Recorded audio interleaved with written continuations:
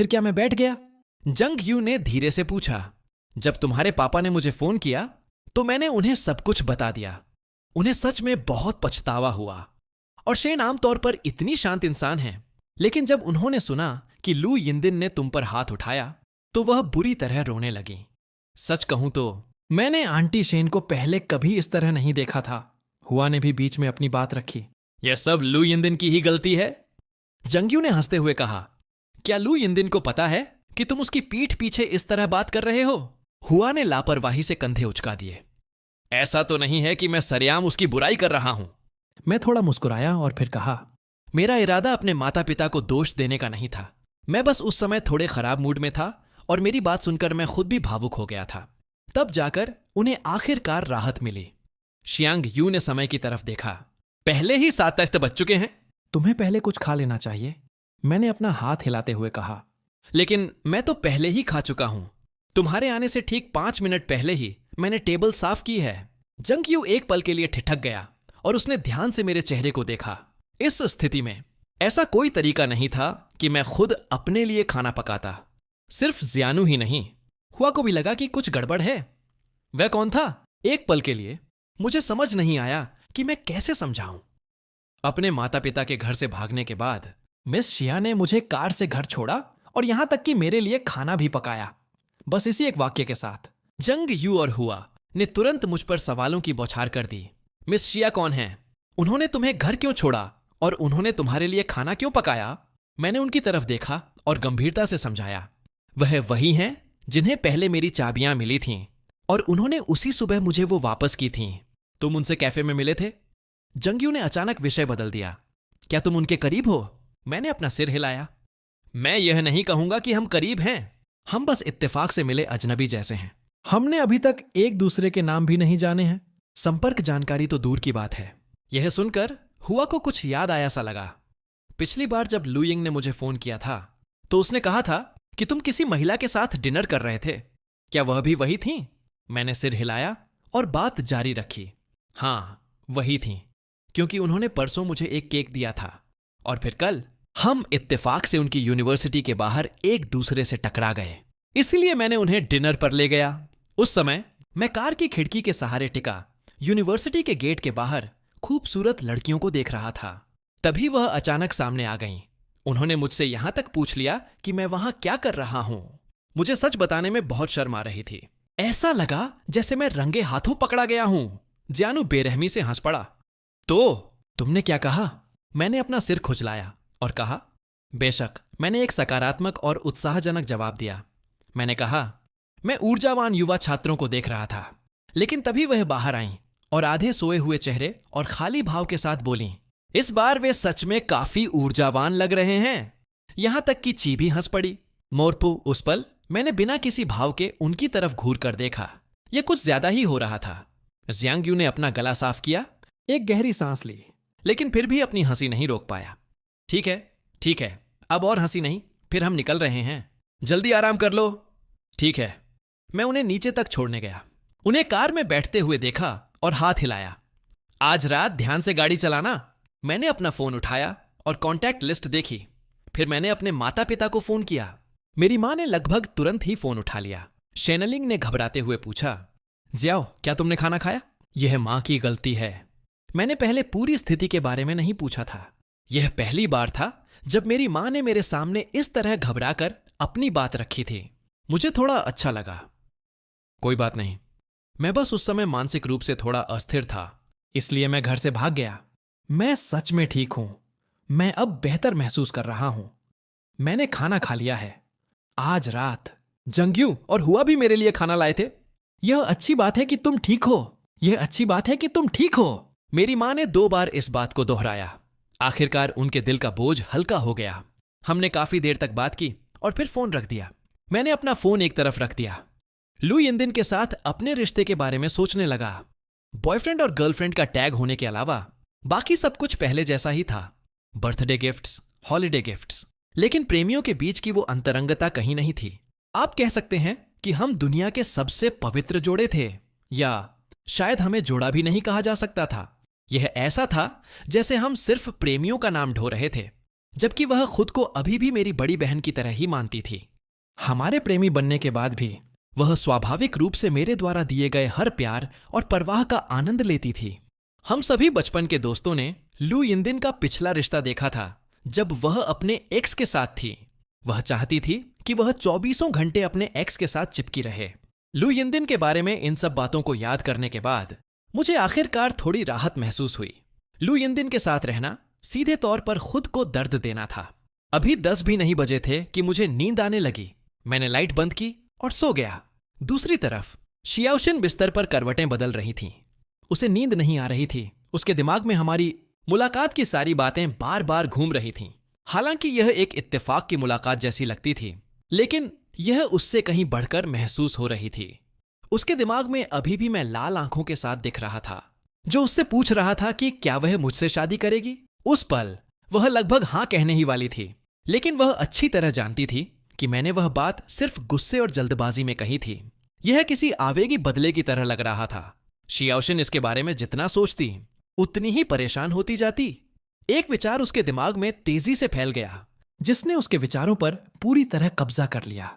उसका जीवन हमेशा व्यवस्थित और संयमित रहा था। अचानक वह एक बार के लिए कुछ आवेगी करना चाहती थी। इस फैसले को लेने के बाद ही उसे आखिरकार नींद आई। एक बुरा सपना देखने और 3 घंटे से भी कम सोने के बाद वह फिर से जाग गई। उठने के बाद उसने अपना घरेलू पंजीकरण पुस्तिका, हाउस होल्ड रजिस्ट्रेशन बुकलेट उठाया। आज भारी बारिश हो रही थी, इसीलिए बाहर निकलने से पहले उसने एक छाता लिया। उसने कार का दरवाजा खोला और छाते के नीचे सड़क पर चलने लगी, यह सोचते हुए कि बारिश के दिन मिस्टर लू भी शायद बाहर नहीं जाएंगे। अगर वह उनसे नहीं मिली तो यह साबित हो जाएगा कि वे सिर्फ एक दूसरे के पास से गुजरने वाले अजनबी थे, और चूंकि वे सिर्फ इत्तेफाक से मिले थे तो उसे इसे भूल जाना चाहिए। आखिरकार वे सिर्फ राहगीर थे। यह आवेगी विचार भी गायब हो जाना चाहिए था। वह नीचे कितनी देर खड़ी रही, कोई नहीं जानता, अपने दिल में अनगिनत शब्दों को सोचते हुए, आने जाने वाले राहगीरों को पूरी तरह से अनदेखा करते हुए। फिर भी जितनी देर तक वह मुझे नहीं देख पाई, उसकी यह इच्छा उतनी ही मजबूत होती गई। उसने अपनी आंखें उठाईं और धुंधले आसमान की तरफ देखा। यह लगभग ऐसा था जैसे यह उसे याद दिला रहा हो कि यह आवेगी विचार गायब हो जाना चाहिए। मेरा आज सुबह कैफे जाने का कोई इरादा नहीं था, लेकिन चूंकि मैं कल रात जल्दी सो गया था, इसलिए आज उठने के बाद मैंने अपने लिए एक शानदार और भारी नाश्ता बनाया। नाश्ते को ओवन में रखने से पहले मैंने अपार्टमेंट की थोड़ी सफाई भी की। फिर मैं कचरा फेंकने के लिए नीचे गया। लिफ्ट में घुसने के बाद ही मुझे एहसास हुआ कि मैं छाता लाना भूल गया हूं, लेकिन मैंने वापस जाने की जहमत नहीं उठाई। क्या बारिश में यह बस कुछ ही कदम की बात नहीं थी? एक योद्धा तूफान से नहीं डरता। मैं लिफ्ट से बाहर निकला और बाहर की तरफ बढ़ा, लेकिन मेरे कदम अचानक कुछ सेकंड के लिए थम गए। मैं कसम खाता हूं कि मैं इस दृश्य को कभी नहीं भूलूंगा। मिस शिया बारिश में एक काला छाता लिए खड़ी थीं। वह ऐसी लग रही थीं जैसे वह खुद बारिश में विलीन हो गई हों। बेहद अकेली दिख रही थीं। मैं जल्दी से बाहर भागा और शियाओशिन को आवाज दी, मिस शिया। शियाओशिन ने अपनी आंखें थोड़ी सिकोड़ी। जब उसने मुझे बारिश में अपनी तरफ भागते हुए देखा तो मैंने मुस्कुराते हुए शामियाने ऑनिंग के नीचे से बारिश में दौड़ते हुए उसकी तरफ हाथ हिलाया। मैंने मिस शिया से पूछा, आप यहां क्यों हैं? जब मैंने शियाओशिन को देखा तो सुबह सुबह मेरा दिल तुरंत गर्मजोशी से भर गया। वह मेरे अपार्टमेंट के नीचे क्यों खड़ी थी? क्या कुछ गड़बड़ थी? क्या यह इसलिए था क्योंकि कल मैंने अचानक उससे पूछ लिया था कि क्या वह मुझसे शादी करेगी? क्या वह चिंतित थी कि मैं आज भी कुछ तर्कहीन कर सकता हूं, इसलिए वह सुबह सुबह यहां आ गई? अगर सच में ऐसा था तो मैंने थोड़ा सोचा और फिर बात जारी रखी। बाहर बारिश हो रही है और काफी ठंड है, चलो पहले ऊपर चलते हैं। शियाओशिन ने कुछ नहीं कहा और लिफ्ट में मेरे पीछे पीछे आ गई। जब हम अंदर घुस गए तभी उसने कहा, मैं तुमसे मिलने आई हूं। जैसे ही उसने अपनी बात खत्म की, लिफ्ट के दरवाजे खुल गए। हमने दरवाजे के पास छाता छोड़ दिया और अपार्टमेंट में आ गए। इतनी सुबह आने के लिए धन्यवाद मिस शिया। मैं अब सच में ठीक हूं। वह इतनी दयालु इंसान थी कि मैं थोड़ा भावुक हो गया। फिर मैं अपार्टमेंट से एक सूखा तौलिया लेने गया और उसे शियाओशिन को सौंप दिया। मिस शिया, खुद को सुखा लीजिए। फिर मैंने आगे कहा, मैं नाश्ता बना रहा हूं, क्या आपने खाना खाया है? मैंने बहुत सारा बनाया है, चलो साथ में खाते हैं। ऐसा कहने के बाद मैं रसोई में गया और ओवन से व्यंजन बाहर ले आया। फिर मैंने वॉन्टन्स के 2 कटोरे बनाए और उन्हें टेबल पर रख दिया। शियाओशिन ने टेबल पर रखे pan fried buns, wontons, baked flat bread और फलों की प्लेट पर एक नजर डाली। चलो खाते हैं। मैंने शियाओशिन को 1 चम्मच और चॉपस्टिक्स दी। उसने उन्हें लेने के लिए हाथ आगे बढ़ाया और मुझे धन्यवाद दिया। मैं मुस्कुराया और कहा, मिस शिया, इसके बजाय मुझे आपका धन्यवाद करना चाहिए। आप इतनी सुबह बारिश में मुझसे मिलने इतनी दूर आई। शियाओशिन ने थोड़ा संकोच करते हुए जवाब दिया, लेकिन तुम भी तो नीचे आए थे, है ना? मैंने उसे भ्रम में देखा और पूछा, अगर मैं कचरा फेंकने नीचे नहीं आता तो क्या आप ऊपर नहीं आती? शियाओशिन ने सिर हिलाया और धीरे से पूछा, क्या तुम अब बेहतर महसूस कर रहे हो? मैं मुस्कुराया। मैं अब ठीक हूं। मैं कल सच में आवेगी हो गया था। आपने जो कुछ भी कहा वह बिल्कुल सही था। मैं अपने उस आवेगी और विद्रोही स्वभाव को धीरे धीरे बदल रहा हूं। यह सुनकर शियाओशिन ने थोड़ा राहत की सांस ली और फिर मुझसे अपना परिचय कराया। मेरा नाम शियाओशिन है। मैं यॉन सिटी की एक 28 वर्षीय यूनिवर्सिटी प्रोफेसर हूं। वह आमतौर पर सिर्फ इतना कहती थी कि वह एक शिक्षिका है, इसीलिए आज यह बताना कि वह एक यूनिवर्सिटी प्रोफेसर है, यह दर्शाता था कि उसने इस आत्म परिचय को कितनी गंभीरता से लिया था। मेरे होठों पर एक मुस्कान आ गई। मुझे पहले से ही पता है। शियाओशिन ने मेरी तरफ देखा। तुम जानते हो मैं कौन हूं? बेस, आप शियांग यूनिवर्सिटी के चीनी विभाग की सबसे कम उम्र की प्रोफेसर हैं। मैंने वह लेख भी पढ़ा है जो आपकी यूनिवर्सिटी ने विशेष रूप से आपके बारे में प्रकाशित किया था। मैंने ईमानदारी से तारीफ की। मिस शिया, आपकी पिछली उपलब्धियों के बारे में पढ़ने के बाद मुझे लगता है कि आप सच में बहुत शानदार हैं। ग्रेड छोड़ना और सीधे एडमिशन जैसी चीजें आपके सामने बहुत छोटी लगती हैं। शियाओशिन धीरे से हंसी। तो ऐसी बात है। मैंने भी जल्दी से अपना परिचय दिया। मेरा नाम लुशियन है। मैं भी यान सिटी से हूं, एक 26 वर्षीय कॉफी शॉप का मालिक। मुझे लगता है कि मेरे बारे में बस इतना ही है। लुशियन। शियाओशिन ने अपने दिल में कई बार मेरे नाम को चुपचाप दोहराया। नाश्ते के बाद हम थोड़ी देर बैठे और बातें की। मैंने शियाओशिन को एक बार फिर ऊपर से नीचे तक देखा और उत्सुकता से पूछे बिना नहीं रह सका, मिस शिया, क्या आप आज कहीं जा रही हैं? शियाओशिन ने अपना असली मकसद नहीं बताया। उसने बस टेबल साफ करना शुरू कर दिया, पूछते हुए, क्या यह सब रसोई में ले जाना चाहिए? कोई जरूरत नहीं है, मैं कर दूंगा। मैं खड़ा हुआ और बर्तनों को ले गया। धन्यवाद। मैं उस सुबह पहले तैयार किया हुआ नींबू पानी लाया और शियाओशिन के लिए एक गिलास में डाल दिया। शियाओशिन की आवाज में थोड़ा माफी का भाव था। तुम्हें परेशान करने के लिए खेद है। जब से वह अंदर आई थी मैं बिना रुके व्यस्त था, जिससे ऐसा लग रहा था कि उसने मेरे लिए परेशानी खड़ी कर दी है। मैंने अपना सिर हिलाया। यह बिल्कुल भी परेशानी वाली बात नहीं है। मैं आमतौर पर घर पर ऐसा ही रहता हूं। शियाओशिन कुछ झिझकती हुई सी लगी। फिर उसने अचानक पूछा, क्या तुम आज शांत और समझदार महसूस कर रहे हो? इस अचानक आए सवाल ने मुझे थोड़ा हैरान कर दिया, लेकिन मुझे लगा कि शियाओशिन मेरी चिंता कर रही थी और आज की मिस शिया कुछ संयमित लग रही थी, जैसे वह कुछ छुपा रही हो। मैंने उनकी तरफ देखा और मुस्कुराते हुए सिर हिलाया। बेशक, कल आपने मुझसे बात की और मेरे लिए खाना भी बनाया। मेरे दोस्त भी कल रात आए थे और मैंने बाद में अपने माता पिता को फोन करके सब कुछ साफ साफ समझा दिया था। अब मैं किसी ऐसे इंसान के लिए परेशान नहीं हूंगा जो इसके लायक ही नहीं है। यह सवाल पूछने के बाद शियाओशिन को आखिरकार राहत महसूस हुई। उसकी निगाहें मेरे तीखे और सुंदर नैन नक्श पर पड़ीं। मिस्टर लू, क्या आप मुझसे शादी करेंगे? यही वह सवाल था जो मैंने कल उससे पूछा था और यह शियाओशिन के दिमाग से एक पल के लिए भी नहीं निकला था। मेरे हाथ में पकड़ा गिलास वहीं जम गया। मैं खालीपन से शियाओशिन को घूरता रहा। उसे लगा कि मेरी यह प्रतिक्रिया बिल्कुल सामान्य थी। उसकी आवाज धीरे धीरे और नरम हो गई। तुम्हें मुझे तुरंत जवाब देने की जरूरत नहीं है। मुझे लगता है कि यह मेरी तरफ से भी एक जल्दबाजी का फैसला है। मैं बस यही उम्मीद करती हूं कि जब तुम शांत और समझदार हो तब तुम मुझे जवाब दे सको। तुम मुझसे वह सब कुछ धीरे धीरे पूछ सकते हो जो तुम जानना चाहते हो। मैं हर सवाल का जवाब दूंगी। मैं धीरे धीरे अपने होश में आया, फिर भी शियाओशिन को भ्रम और उत्सुकता से देख रहा था। तो वह सुबह सुबह बारिश में सिर्फ इसलिए नीचे खड़ी रही ताकि मुझसे यह एक सवाल पूछ सके। यह अविश्वसनीय था। मैंने उसकी तरफ देखा और पूछा, क्यों? शियाओशिन ने धीरे से सांस ली। किसी ऐसे व्यक्ति के प्रति भावनात्मक झुकाव होना जिससे आप केवल कुछ ही बार मिले हों, वास्तव में थोड़ा अजीब लगता है। तुमने कल मुझसे जो कहा, मैंने लगभग पूरी रात उसके बारे में सोचा।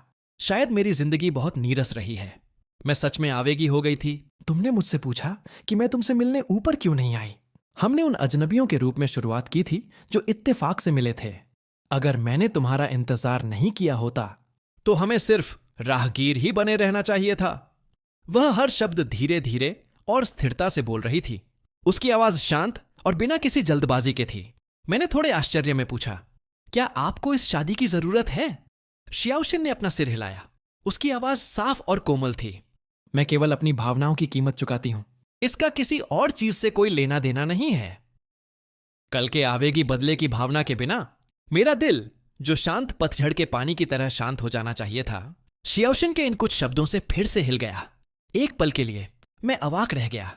शियाओशिन को बिल्कुल भी अजीब नहीं लगा। वह यहां पहले से ही 50% विफलता की संभावना के लिए तैयार होकर आई थी, क्योंकि मैंने अभी तक उसे मना नहीं किया था। वह केवल अपने बारे में बात करना जारी रख सकती थी। इसके अलावा कि मैं तुमसे शादी क्यों करना चाहती हूं। मेरे पास पहले से ही एक घर और एक कार है। जहां तक बचत की बात है, मेरे पास शायद। जब उसने बचत का जिक्र किया तो मैं धीरे से हंस पड़ा। मिस शिया, लोगों को अपनी बचत की रकम इस तरह लापरवाही से नहीं बतानी चाहिए। शियाओशिन ने अपनी भौहें थोड़ी उठाईं और फिर सिर हिलाया। मैं अकेली रहती हूं और मेरी जीवन शैली सरल है। अगर हम शादी करते हैं और भविष्य में हमारे बच्चे होते हैं तो मैं अस्थायी रूप से अपने काम को एक तरफ रख सकती हूं। सब कुछ चुपचाप सुनने के बाद मेरे विचार उलझ गए। मैंने कहा था कि मैं अब आवेगी व्यवहार नहीं करूंगा, लेकिन फिर मैंने सोचा कि अब मेरे सामने खड़ी इस महिला से शादी करना भी उतना बुरा नहीं लग रहा था। इससे सब कुछ सुलझ जाएगा। और मैं जानता था कि मैं अपने पिछले रिश्ते से इतनी जल्दी उबर नहीं पाऊंगा। मुझे डर था कि मैं अपने दोस्तों की सलाह को अनदेखा कर दूंगा और लू यिनदिन के साथ फिर से रिश्ता जोड़ लूंगा। मेरे दिल के अंदर से एक आवाज लगातार चिल्ला रही थी, हां कह दो, अपने लिए वापस जाने का कोई रास्ता मत छोड़ो। मुझे नहीं पता कि वह हिम्मत कहां से आई, लेकिन मैं वास्तव में सहमत हो गया। मेरी सहमति पर इसके बजाय शियाओशिन खुद एक पल के लिए ठिठक गई। उसकी प्रतिक्रिया देखकर मैंने अपना गला साफ किया। क्या आप फिर से कहने जा रही हैं कि मुझे किसी ऐसे अजनबी से लापरवाही से शादी नहीं करनी चाहिए जिससे मैं केवल कुछ ही बार मिला हूं? शियाओशिन प्यार से मुस्कुराई। ऐसा लगता है कि आज मुझे लेक्चर देने की तुम्हारी बारी है। कल रात से ही उसे मुझे लेक्चर देने का कोई अधिकार नहीं रह गया था। मैंने गिलास नीचे रखा और पूछा, तो क्या हमें आज अपनी शादी का रजिस्ट्रेशन करा लेना चाहिए? जिस पल शादी का रजिस्ट्रेशन शब्द मेरे मुंह से निकला, ऐसा लगा जैसे एक पूरा जीवन बीत चुका हो। कुछ ही समय पहले मैंने किसी और के साथ इन्हीं शब्दों पर चर्चा की थी। मैंने कभी उम्मीद नहीं की थी कि चीजें इतनी तेजी से बदल जाएंगी। शियाओशिन आज सुबह घर से निकलते समय अपना आईडी और घरेलू रजिस्टर पहले ही साथ ले आई थी। मैंने सिर हिलाया। मैं पहले कपड़े बदल लेता हूं, मेरा एक पल इंतजार करो। मैं इससे पहले कभी इतना आवेगी और विद्रोही नहीं हुआ था। मैं अपने लिए वापस जाने का कोई रास्ता नहीं छोड़ रहा था। पहले डेट करना भी ठीक होता, लेकिन अब मैं उस सब की जहमत नहीं उठाना चाहता था। अगर मुझे कुछ करना ही था तो मैं पूरी तरह से आगे बढ़ना चाहता था। कपड़े बदलने और वापस बाहर आने के बाद मैंने उससे फिर कहा, एक सेकंड रुको, अभी एक और चीज है जो मुझे लेनी है। बोलने के बाद मैं वापस बेडरूम में भागा। शियाओशिन खड़ी हुई और एक बार फर्श पर झाड़ू लगाई, फिर टेबल को व्यवस्थित किया। जैसे ही उसने सफाई खत्म की, मैं बेडरूम से बाहर आ गया। शियाओशिन की निगाहें मुझ पर पड़ीं और वह अनजाने में अपनी जगह पर थम गई। एक औपचारिक सूट के साथ मेरा सुंदर रूप मुझे और भी आकर्षक बना रहा था। मैंने अपने हाथ नीचे किए और शियाओशिन के पास जाकर उसके सामने खड़ा हो गया। मिस शिया, क्या यह ठीक है? उसने मेरी नजरें मिलाईं। बहुत सुंदर, ज़ेनुस ने मुस्कुराते हुए तारीफ की। मेरे हाथ में घरेलू रजिस्टर था। पहले इसे हमेशा मेरे माता पिता के पास रखा जाता था। बाद में जब उन्होंने सुना कि मैं लू यिनदिन के साथ अपनी शादी का रजिस्ट्रेशन कराने जा रहा हूं, तो उन्होंने इसे मुझे दे दिया था। उन्होंने शायद सोचा होगा कि मैं किसी दिन अचानक शादी करके उन्हें सरप्राइज दूंगा, लेकिन इसके बजाय लू यिनदिन और मेरा पूरी तरह से ब्रेकअप हो गया। मुझे उम्मीद नहीं थी कि यह अभी भी काम आएगा। तो फिर चलें। मैंने अपने जूते बदले और शियाओशिन के साथ बाहर निकल गया। शियाओशिन सोच रही थी कि उसने अभी जो तारीफ मुझे दी थी, क्या वह बहुत सतही थी? उसने वास्तव में जो सोचा था वह था एक सज्जन जो जेड की तरह कोमल हो। फिर भी जब शब्द बाहर आए तो सबसे पहली चीज जो दिमाग में आई वह थी बहुत सुंदर। शियाओशिन जमीन पर रखे छाते को उठाने के लिए थोड़ा झुकी। मैंने उसके हाथ से छाता ले लिया और कहा, मैं करूंगा। फिर हम साथ में लिफ्ट में घुस गए। लिफ्ट के अंदर मेरी उंगलियां थोड़ी मुड़ी और गलती से शियाओशन के हाथ से छू गईं। लिफ्ट से बाहर निकलने के बाद मैंने स्वाभाविक रूप से उसका हाथ थाम लिया। उसका हाथ थोड़ा ठंडा लेकिन बहुत कोमल महसूस हो रहा था। जब मैंने देखा कि बारिश रुक गई है तो मैं थोड़ा हैरान हुआ। अब तो धूप भी निकल आई थी। मेरी कार सड़क के किनारे खड़ी थी और शियाओशन पैसेंजर सीट पर बैठ गई। उसने सेंटर कंसोल में रखे मेरे घरेलू रजिस्टर को देखा। सिविल अफेयर्स ब्यूरो के रास्ते में मेरा मूड अप्रत्याशित रूप से शांत रहा। मैंने ब्यूरो के सामने कार पार्क की। मैंने शियाओशन को गंभीरता से देखा और पूछा, क्या आपको सच में इसका कोई पछतावा नहीं है? शियाओशन थोड़ा रुकी।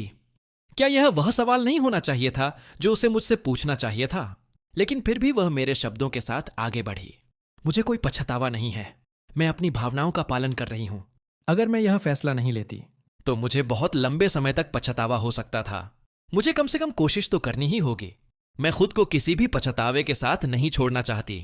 उसके शब्द मेरे लिए एक उत्प्रेरक, कैटलिस्ट की तरह लगे। मेरी सारी अनावश्यक चिंताएं गायब हो गईं। जैसे ही शियाओशन कार का दरवाजा खोलने वाली थी, मैंने उसका हाथ पकड़ लिया। उसने मुझे भ्रम में देखा। क्या हुआ? मैंने पिछली सीट से एक रिंग बॉक्स निकाला।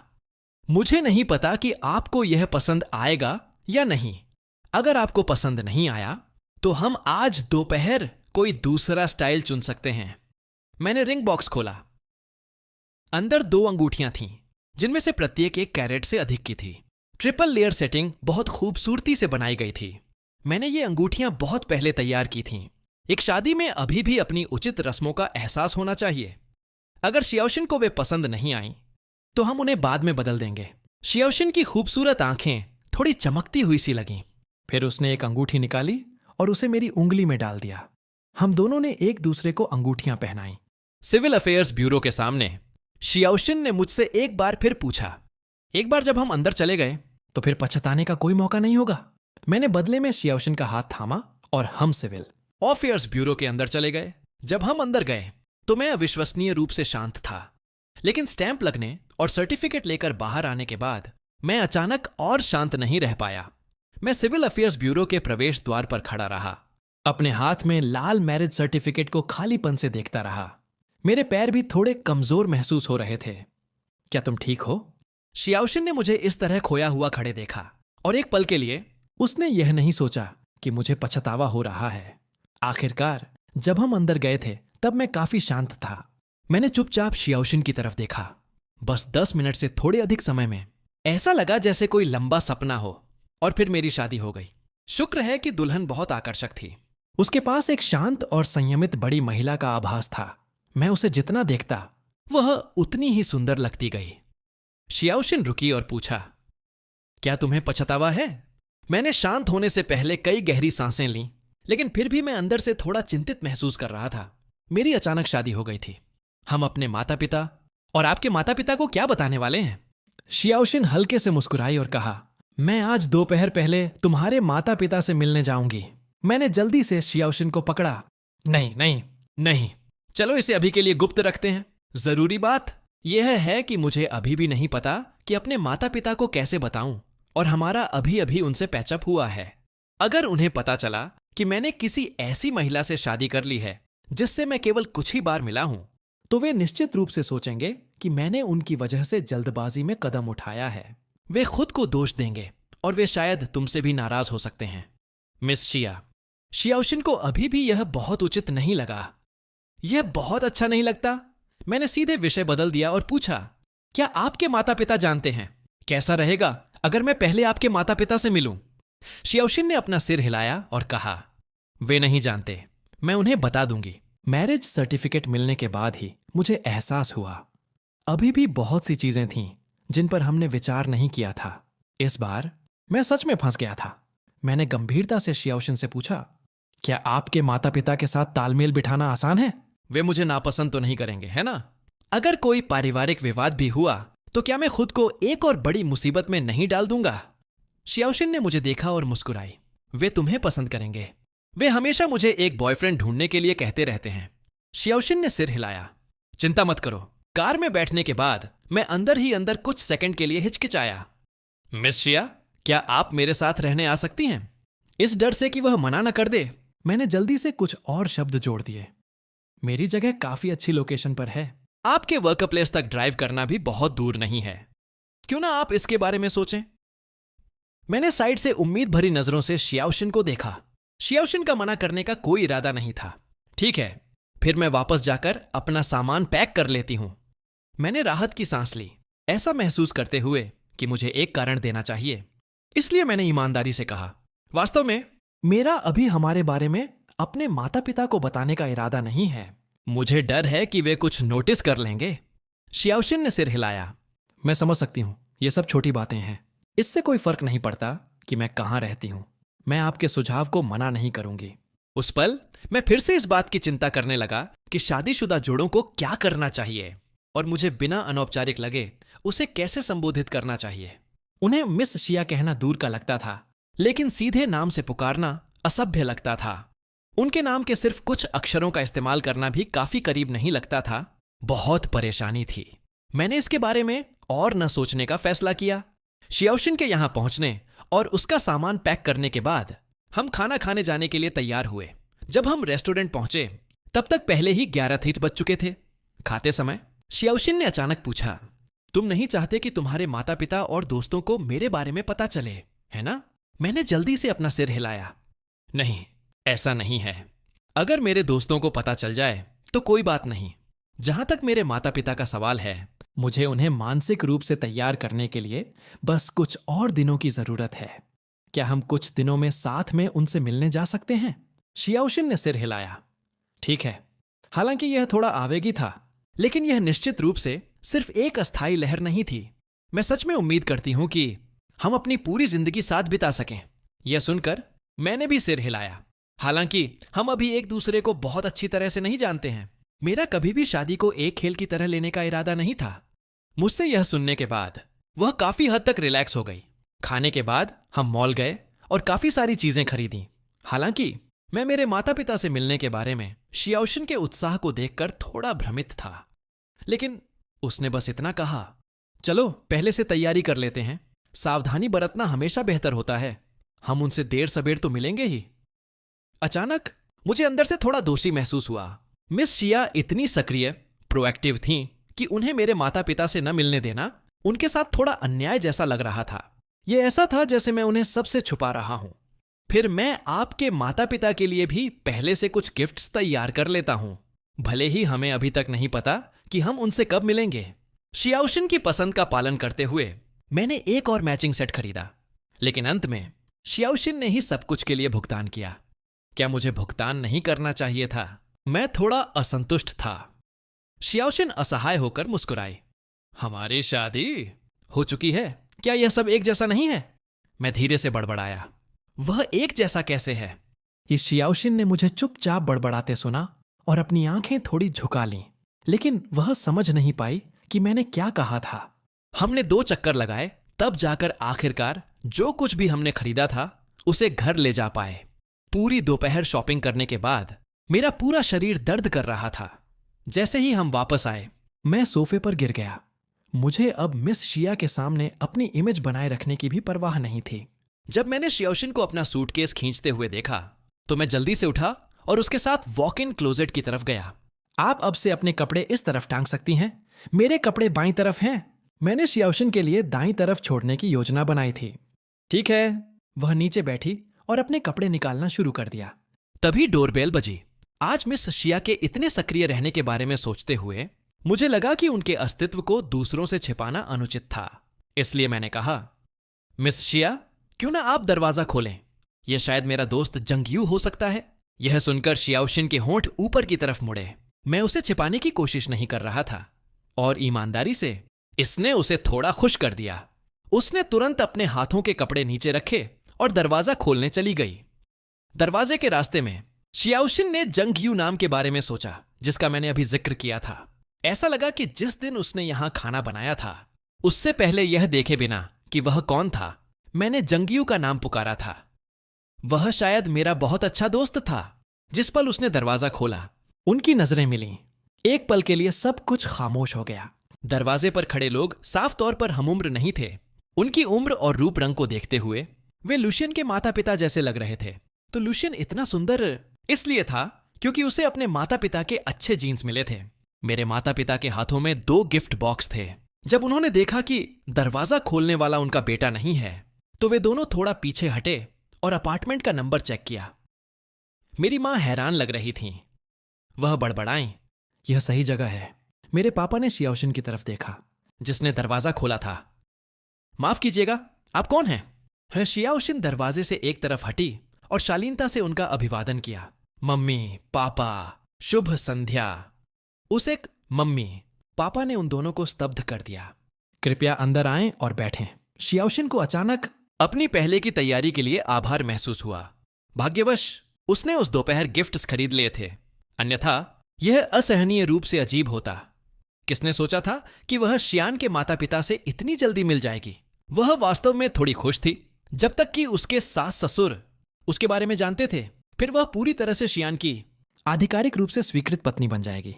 उन दोनों के अंदर आने के बाद उन्होंने अंदर के लेआउट और सजावट को देखा और आखिरकार पुष्टि की कि वे गलत अपार्टमेंट में नहीं आए थे। शियाओशिन ने तुरंत अपने सास ससुर के लिए चाय डाली, जिससे वे दोनों पूरी तरह से हैरान रह गए। जैसे ही वे पूछने वाले थे कि वह कौन है, तभी उन्हें पास से ही मेरी आवाज सुनाई दी। जंगयू, तुम यहां क्यों हो? मैंने घर के कैजुअल कपड़े बदल लिए थे और लिविंग रूम की तरफ बढ़ा। जिस पल मैंने देखा कि वहां कौन था, मैं अपनी जगह पर जम गया। वह जंगयू नहीं था, वह वास्तव में मेरे माता पिता थे। मैंने मूल रूप से इसे छिपाकर रखने की योजना बनाई थी, लेकिन वे उसी शाम धमके। ओह, तो तुम्हारे घर पर कोई दोस्त आई है? मेरे पापा ने शियाओशिन की तरफ देखा। यह युवा महिला पहली नजर में वह वास्तव में काफी संतुष्ट थे। वह एक अच्छे परिवार की एक शालीन और सुरुचिपूर्ण महिला जैसी लग रही थी। लेकिन लू यिनदिन के साथ जो कुछ भी हुआ था, उसके बाद वह अब केवल रूप रंग से लोगों को नहीं आंकते थे। कोई कितना भी अच्छा क्यों न दिखे, जो वास्तव में मायने रखता था वह था उसका चरित्र। मैंने एक अजीब सी मुस्कान बिखेरी। मैं धीरे धीरे आगे बढ़ा। मम्मी, पापा, आप लोग आज ही क्यों आ गए? मेरी मां आगे बढ़ी और टेबल पर रखे इंसुलेटेड फूड कंटेनर्स को थपथपाया। तुम कल हमारे द्वारा पकाया गया खाना नहीं खा पाए थे, इसलिए हम आज तुम्हें सरप्राइज देना चाहते थे और इसे यहां ले आए। मैं शियाओशिन के पास बैठ गया और कहा, धन्यवाद मम्मी और पापा। मेरे पापा ने शियाओशिन की तरफ देखा और मुस्कुराते हुए कहा, तुम शियान की दोस्त हो, है ना? बाद में हमारे साथ रुककर डिनर करना। मैंने एक गहरी सांस ली और कहा, मम्मी, पापा, वह मेरी दोस्त नहीं है। मेरे माता पिता धीरे धीरे शियाओशिन को देखने के लिए मुड़े। तो फिर यह युवा महिला है। शियाओशिन ने उनसे अपना परिचय कराया। मम्मी, पापा, मेरा नाम शियाओशिन है। मैं यान सिटी से हूं और 28 साल की हूं और मैं एक यूनिवर्सिटी प्रोफेसर हूं। यह सुनकर मेरी मां तुरंत समझ गई। तो तुम शियान की चाहने वाली हो, लेकिन तुम पहली मुलाकात में ही हमें मम्मी और पापा नहीं कह सकती। यह उचित नहीं है। जब मेरे पापा ने शियाओशिन का नाम सुना तो उन्हें अचानक कुछ याद आया। उन्होंने पहले कई अन्य शिक्षकों के साथ उसके बारे में चर्चा की थी। बगल के शियांग यूनिवर्सिटी के चीनी विभाग की सबसे कम उम्र की प्रोफेसर। उन्होंने पहले उसकी तारीफ भी की थी, यह कहते हुए कि वह असाधारण रूप से प्रतिभाशाली थी।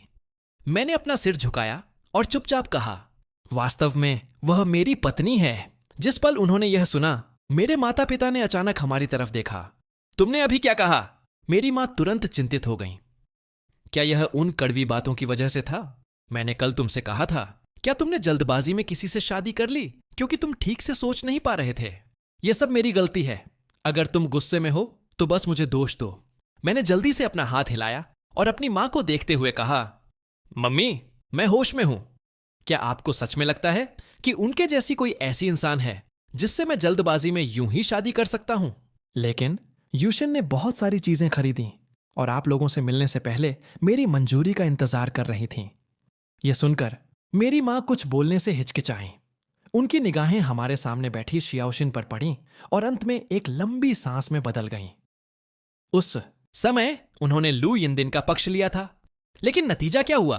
तो क्या हुआ अगर यह जल्दबाजी में हुआ? बहुत लंबे समय तक डेट करना जरूरी नहीं कि मदद करे। जो मायने रखता है वह है अनुकूलता, कंपैटिबिलिटी। शायद वह सच में सही इंसान से मिला है। शेनलिंग ने शियाओशिन को परखा, लेकिन शियान सही कह रहा था। वह सुंदर है, उसका एक सम्मानजनक काम है और वह सच में उत्कृष्ट है। उसे होश खोना कैसे कहा जा सकता है? यह सोचकर मेरी मां ने कहा, चलो खाते हैं। फिर वह बर्तनों को परोसने के लिए खड़ी हुई। खाने के दौरान मेरे माता पिता पूछने लगे, क्या तुम्हारे परिवार को पता है कि तुमने शादी कर ली है? शियाओशिन ने थोड़े माफी के भाव से देखा। मैं अपने माता पिता के साथ नहीं रहती और मैंने अभी तक उन्हें नहीं बताया है। यह वास्तव में मेरी तरफ से अनुचित है। मम्मी, पापा, आप लोग कब फ्री हैं? दोनों परिवार साथ में खाना खा सकते हैं। उसका रवैया विनम्र था और उसने अपने शब्दों को पूरी तरह से संभाला, जिससे आलोचना के लिए कुछ नहीं बचा। यह सुनकर मेरे माता पिता ने सिर हिलाया। चलो पहले तुम्हारे माता पिता का शेड्यूल देख लेते हैं। तुम एक समय तय कर लो और फिर हमें बता देना। शियाओशिन सहमत होते हुए सिर हिलाया। फिर मेरे माता पिता ने यूशिन से दोबारा पूछा, तुम्हारे माता पिता क्या करते हैं? यूशिन इतनी उत्कृष्ट है, उसके माता पिता भी प्रभावशाली होने चाहिए, लेकिन हमें उसके पारिवारिक बैकग्राउंड को थोड़ा समझना चाहिए। आखिरकार हम भविष्य में एक परिवार होंगे। शियाओशिन एक पल के लिए रुकी। जवाब देने से पहले कुछ सेकंड के लिए शांत रही। मेरे माता पिता पहले एक छोटा व्यवसाय चलाते थे। अब वे मूल रूप से अर्ध सेवानिवृत्त सेमी रिटायर्ड हैं। मेरे माता पिता ने आगे पूछना जारी नहीं रखा। वे केवल एक सामान्य समझ चाहते थे। डिनर के बाद मेरे माता पिता चले गए। वे दोनों शियाओशिन के सक्रिय रवैये से बहुत खुश थे। इस बिंदु पर वे लू यिनदिन के बारे में पूरी तरह से भूल चुके थे। लू यिनदिन को अपने दिमाग से बहुत दूर फेंक दिया था। मेरे माता पिता को विदा करने के बाद शियाओशिन ने मेरे बगल में देखा और पूछा, क्या मैंने ठीक किया? मैं हंसा। जहां तक मैं देख सकता हूं, मेरे माता पिता पहले से ही बहुत खुश हैं। शियाओशिन ने राहत की सांस ली। यह तो अच्छी बात है। फिर जब शियाओशिन नहाकर बाहर आई तो मैं उसकी तरफ देखने के लिए मुड़ा और कुछ सेकंड के लिए जम गया। बाथरूम से ताजा निकली हुई उसका छोटा चेहरा गर्म पानी से लाल हो गया था। मैंने उसे पहले कभी इस तरह नहीं देखा था, इसलिए मैं थोड़ी देर और देखता रहा। मुझे अपनी तरफ देखते हुए देखकर उसने अपने चेहरे को छुआ और पूछा, क्या हुआ? मैं मुस्कुराया और कहा, आप बहुत सुंदर लग रही हैं। इसलिए मैंने थोड़ा और देख लिया। यह सुनकर शियाओशिन का चेहरा गर्म हो गया। वह मुड़ी और बेडरूम में भाग गई, कहते हुए, जल्दी करो और नहाने जाओ। शियाओशिन ने अपने जूते उतारे और बिस्तर पर चढ़ गई। अपनी जगह पर सीधी और अकड़कर लेट गई। उसने अपना सिर बगल की जगह देखने के लिए घुमाया। शादीशुदा लोगों को साथ में सोना चाहिए, है ना? वह पहले कभी किसी पुरुष के साथ एक ही बिस्तर पर नहीं सोई थी। क्या लुशियन की कोई और उम्मीदें तो नहीं होंगी? हालांकि यह बिल्कुल अनुचित भी नहीं होता। आखिरकार वह पहले से ही 28 साल की थी, लेकिन उनका कोई भावनात्मक आधार नहीं था। क्या यह एक कानूनी वन नाइट स्टैंड जैसा था? जब वह अभी भी इसके बारे में सोच रही थी, मैंने नहाना खत्म किया और बिस्तर के पास बैठ गया। शियाओशिन ने हेडबोर्ड के सहारे टिककर कंबल खींचा। मैंने कंबल उठाया और उसके बगल में लेट गया। शियाओशिन एक छोटे मेमने की तरह लग रही थी, पूरी तरह से स्थिर। उसकी खूबसूरत आंखों ने मेरी तरफ देखा और कहा, मैंने अपने माता पिता को हमारे मैरिज सर्टिफिकेट मिलने के बारे में बता दिया है। मैंने सिर हिलाया और पूछा, तो मुझे उनसे मिलने कब चलना चाहिए? शियाओशिन ने एक पल के लिए सोचा। मैं कल दोपहर फ्री हूं। हम कल दोपहर जा सकते हैं और सुबह स्कूल जाने से पहले हम अपने सास ससुर के घर भी रुक सकते हैं। यह सुनकर मैं मुस्कुराया और कहा कि मेरे माता पिता बहुत खुश होने वाले हैं। भले ही मेरे माता पिता ने लू यिनदिन को बचपन से बढ़ते देखा था, लेकिन वह केवल छुट्टियों के दौरान ही मेरे माता पिता से मिलने आती थी। यह शायद इसलिए था क्योंकि चीजें पहले से ही ऐसी थीं। मेरे साथ जुड़ने के बाद भी उसने इसे कभी गंभीरता से नहीं लिया, फिर भी उनके साथ सामान्य बड़ों की तरह ही व्यवहार किया। उस तुलना के साथ मेरे माता पिता शायद शियाओशिन को बहुत जल्दी पसंद करने लगेंगे। यह सोचकर मैंने फिर से बात की, तो मैं कल सुबह आपके साथ चलूंगा। मैंने शियाओशिन की तरफ देखा, जिसकी आंखें चमक रही थीं। अचानक मुझे कल रात के अपने आवेगी फैसले और उस पर अमल करने की अपनी क्षमता से विशेष रूप से संतुष्टि महसूस हुई। शियाओशिन ने सिर हिलाया। बेशक, मुझे तो यह भी नहीं पता कि मेरे सास ससुर कहां रहते हैं। मैं मुस्कुराया। तो फिर चलो जल्दी सो जाते हैं। शियाओशिन ने लाइट बंद कर दी और बेडरूम में अंधेरा छा गया। हम बिस्तर पर सीधे लेट गए। मेरा बिस्तर बहुत बड़ा नहीं था और शियाओशिन के आ जाने से मैं सीधे लेटते हुए लगभग किनारे से लटक रहा था। माफ करना, मैं पहले अकेला सोता था, इसलिए बिस्तर थोड़ा छोटा है। वह थोड़ा बाईं तरफ खिसकने ही वाली थी ताकि मुझे भीड़ महसूस न हो। तभी मेरे बोलने के ठीक बाद वह अचानक एक गर्म आलिंगन में आ गई। यह अब बिल्कुल सही है। मैंने धीरे से शियाओशिन के थोड़े तनावग्रस्त शरीर को सहलाया और उसे सांत्वना दी। रिलैक्स, हम बस सो रहे हैं। मेरा कुछ भी करने का इरादा नहीं है। थोड़ी देर बाद शियाओशिन ने धीरे से पूछा, सच में? मैंने सिर हिलाया और कहा, मैं आपके पहल करने का इंतजार करूंगा। अभी हमारा बहुत ज्यादा भावनात्मक आधार नहीं है। उसने मेरे बगल में सोने से मना नहीं किया था, जो कि काफी अच्छा था। जहां तक वैवाहिक दायित्वों की बात थी, अब जब हमारी कानूनी रूप से शादी हो चुकी थी, शियाओशिन ऐसी नहीं लग रही थी कि वह मुझे मना करेगी। मैं पहल उसके हाथों में छोड़ना चाहता था। मैं नहीं चाहता था कि उसे किसी बात का पछतावा हो। बेडरूम फिर से खामोशी में डूब गया। बड़ी होने के बाद से शियाओशिन लगभग कभी किसी और के साथ एक ही बिस्तर पर नहीं सोई थी। उसका दिल लंबे समय तक शांत नहीं हो सका, जब तक कि बगल से सांस लेने की हल्की आवाज नहीं आने लगी। तभी वह धीरे धीरे रिलैक्स हुई और सो गई। जब वह अगली सुबह 6 बजे जागी तो शियाओशिन काफी देर तक बिस्तर पर खोई सी लेटी रही। वह पिछली रात लगभग 8 घंटे सोई थी और बिस्तर पर जाने के 1 घंटे से भी कम समय में सो गई थी। उसने अपना सिर बगल के पति की तरफ देखने के लिए घुमाया, जिससे उसने अभी अभी शादी की थी। एक पल के लिए उसे समझ नहीं आया कि यह इसलिए था क्योंकि वह परसों रात 3 घंटे से भी कम सोई थी, या उसकी वजह से। जब मैं जागा तो शियाओशिन मेरे बगल में नहीं थी। वह पहले से ही रसोई में नाश्ता बना रही थी। जब मैं वहां आया तो वह डाइनिंग टेबल पर नाश्ता रख रही थी। शुभ प्रभात। उसने ऊपर देखा और मुझे एक मुस्कान दी। बैठो और खाओ। ऐसा कहने के बाद वह मुड़ी और चॉपस्टिक्स लेने वापस रसोई में चली गई। मैं सीधा खड़ा हो गया। यह पहली बार था जब मैंने शियाओशिन के चेहरे पर इतनी उज्जवल मुस्कान देखी थी। उसकी पिछली मुस्कान हमेशा हल्की और सूक्ष्म रही थी। आज जैसा कुछ भी चमकदार नहीं था।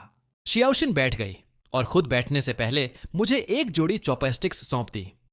हमने खाना शुरू किया। मैंने उत्सुकता से पूछा, क्या आप आज बहुत खुश हैं? शियाओशिन की निगाहें मुझ पर पड़ीं। धन्यवाद, मैं कल रात लगभग 8 घंटे सोई। यह सुनकर मुझे अचानक थोड़ी सहानुभूति महसूस हुई। वह शायद बहुत अधिक दबाव में रही होगी। खुद पर बहुत ज्यादा काम का बोझ मत डालिए। नाश्ते के बाद हमने सफाई की और बाहर निकलने की तैयारी की। हमने फलों की दुकान से मौसमी फलों के डिब्बे खरीदे। हालांकि हम कल पहले ही गिफ्ट्स ला चुके थे। यह मेरे माता पिता के घर उसकी पहली मुलाकात थी, इसलिए हमें अभी भी कुछ शिष्टाचार दिखाना था। हम 7:10 बजे मेरे माता पिता के घर पहुंचे। गिफ्ट्स लिए हुए हमने अपार्टमेंट कॉम्प्लेक्स में प्रवेश किया। जैसे ही हम अंदर गए, हमने एनी वोंग को नीचे सुबह की एक्सरसाइज करते देखा। शियान, तुम इतनी जल्दी यहां आ गए? एनी वोंग ने शियाओशिन को घूर कर देखा। ओह मेरे भगवान, ये कौन है? मैं मुस्कुराया और उनका अभिवादन किया। गुड मॉर्निंग एनी वोंग, यह मेरी पत्नी है। एनी वोंग एक पल के लिए जम गईं। उन्हें याद था कि शियान की गर्लफ्रेंड वह थी जो हर साल न्यू ईयर की मुलाकातों के लिए आती थी। शियाओशिन ने भी शालीनता से उनका अभिवादन किया। Good morning any Wong. जिस पल उन्होंने शियाओशिन को अपना अभिवादन करते सुना, वह पिछली वाली को पूरी तरह भूल गईं। चमकती मुस्कान के साथ उन्होंने शियाओशिन की तरफ देखा। अद्भुत अद्भुत। शियान की पसंद अच्छी है। तुम्हारी बहू सुबह सुबह मिलने आई है। तुम्हारे माता पिता बहुत खुश होंगे। तुम दोनों ऊपर जाओ। मैंने एनी वोंग की तरफ हाथ हिलाया और शियाओशिन के साथ ऊपर चला गया। लिफ्ट में प्रवेश करने के बाद मैंने आखिरकार कहा, यूशिन, आप लू यिनदिन की तुलना में सच में बहुत प्यारी हैं। आप बहुत अधिक प्यारी हैं। भले ही आप दोनों थोड़े शांत स्वभाव के हैं, यूशिन सच में मुझसे जुड़ी हर चीज की परवाह करती है। शियाओशिन धीरे से मुस्कुराई। क्या तुम मेरी तारीफ कर रहे हो? मैं मुस्कुराया और सिर हिलाया। बेशक। मेरा मूल रूप से सीधे पासवर्ड का उपयोग करके प्रवेश करने का इरादा था, लेकिन चूंकि यह शियाओशिन की पहली मुलाकात थी, इसलिए हमें उचित प्रक्रिया से गुजरना था। इसलिए मैंने डोरबेल बजाई। आया। जिस पल दरवाजा खुला, मेरे पापा अपनी जगह पर जम गए। मेरी मां ने पूछा, कौन है? शियाओशिन ने उनका अभिवादन किया। गुड मॉर्निंग मम्मी और पापा। मेरे पापा एक तरफ हट गए और अपनी पत्नी से कहा, तुम्हारा बेटा और बहू यहां हैं। मेरी मां ने जो कुछ भी पकड़ा हुआ था उसे नीचे रखा और जल्दी से आ गईं। हमें सुबह सुबह इस तरह आते देखकर वह बेहद खुश हुईं। जल्दी अंदर आओ। अंदर आने के बाद मेरे पापा ने कहा, क्या तुमने कल पहले ही गिफ्ट्स नहीं खरीदे थे? आज और क्यों लाए? शियाओशिन ने मुस्कुराते हुए कहा, पहली बार खाली हाथ नहीं आ सकते। मेरी माँ ने शियाओशिन के लिए 1 कप चाय डाली और पूछा, क्या तुमने नाश्ता कर लिया है? मैंने जवाब दिया, हम आने से पहले ही खा चुके हैं। क्या आप दोनों ने खा लिया? तो मेरी माँ ने मुस्कुराते हुए कहा, हमने खा लिया है। अगर तुम दोनों थोड़ी देर बाद आते तो हम पहले ही बाहर जा चुके होते। शियाओशिन अपने सास ससुर का समय खराब नहीं करना चाहती थी, इसलिए उसने जोड़ा, मम्मी और पापा, मेरी आज सुबह क्लास है, इसलिए मुझे जल्द ही निकलना होगा। मेरे माता पिता ने बार बार सिर हिलाया। ठीक है, जब भी समय मिलेगा हम सब साथ बैठकर खाना खाएंगे। हम चारों थोड़ी देर बैठे और फिर साथ में नीचे गए। मैंने उस दिशा की तरफ देखा जहां मेरे माता पिता की कार गायब हो गई थी और मुस्कुराए बिना नहीं रह सका। फिर मैंने समय चेक किया और कहा, पहले ही 8 बज चुके हैं, आपको स्कूल जाना चाहिए है ना? शियाओशिन ने अपना फोन निकाला और समय देखा। शांति से उसने कहा, तो मैं स्कूल जा रही हूं, रास्ते में सावधान रहना। शियाओशिन को अलविदा कहने के बाद मैं कैफे के लिए निकल गया। रास्ते में मैंने दुकान पर ले जाने के लिए चॉकलेट का एक बहुत बड़ा डिब्बा खरीदा। स्टाफ के लिए मैं हमेशा कर्मचारियों के करीब रहा था, शायद इसलिए क्योंकि हम लगभग एक ही उम्र के थे। बॉस, आप कल दुकान पर क्यों नहीं आए? मैं मुस्कुराया और कहा, मैं कल शादी करने गया था। कर्मचारियों में से एक, जिसने अभी अभी मुंह में डालने के लिए चॉकलेट उठाई थी, वहीं जम गई। अरे नहीं बॉस, क्या ये शादी की कैंडीज है? मैंने सिर हिलाया। आप सभी के लिए एक छोटा सा बोनस। कर्मचारी सभी उत्साहित थे। सच में ऐसा क्यों लगता है कि बॉस मजाक कर रहे हैं? लेकिन सबने सोचा था कि बॉस लू यिनदिन से शादी करने जा रहे थे। वे दोनों साथ में अच्छे लगते थे। मैंने एक और चॉकलेट फेंकी। बेशक यह सच है। कर्मचारी ने मुस्कुराते हुए इसे पकड़ लिया। तो बधाई हो बॉस।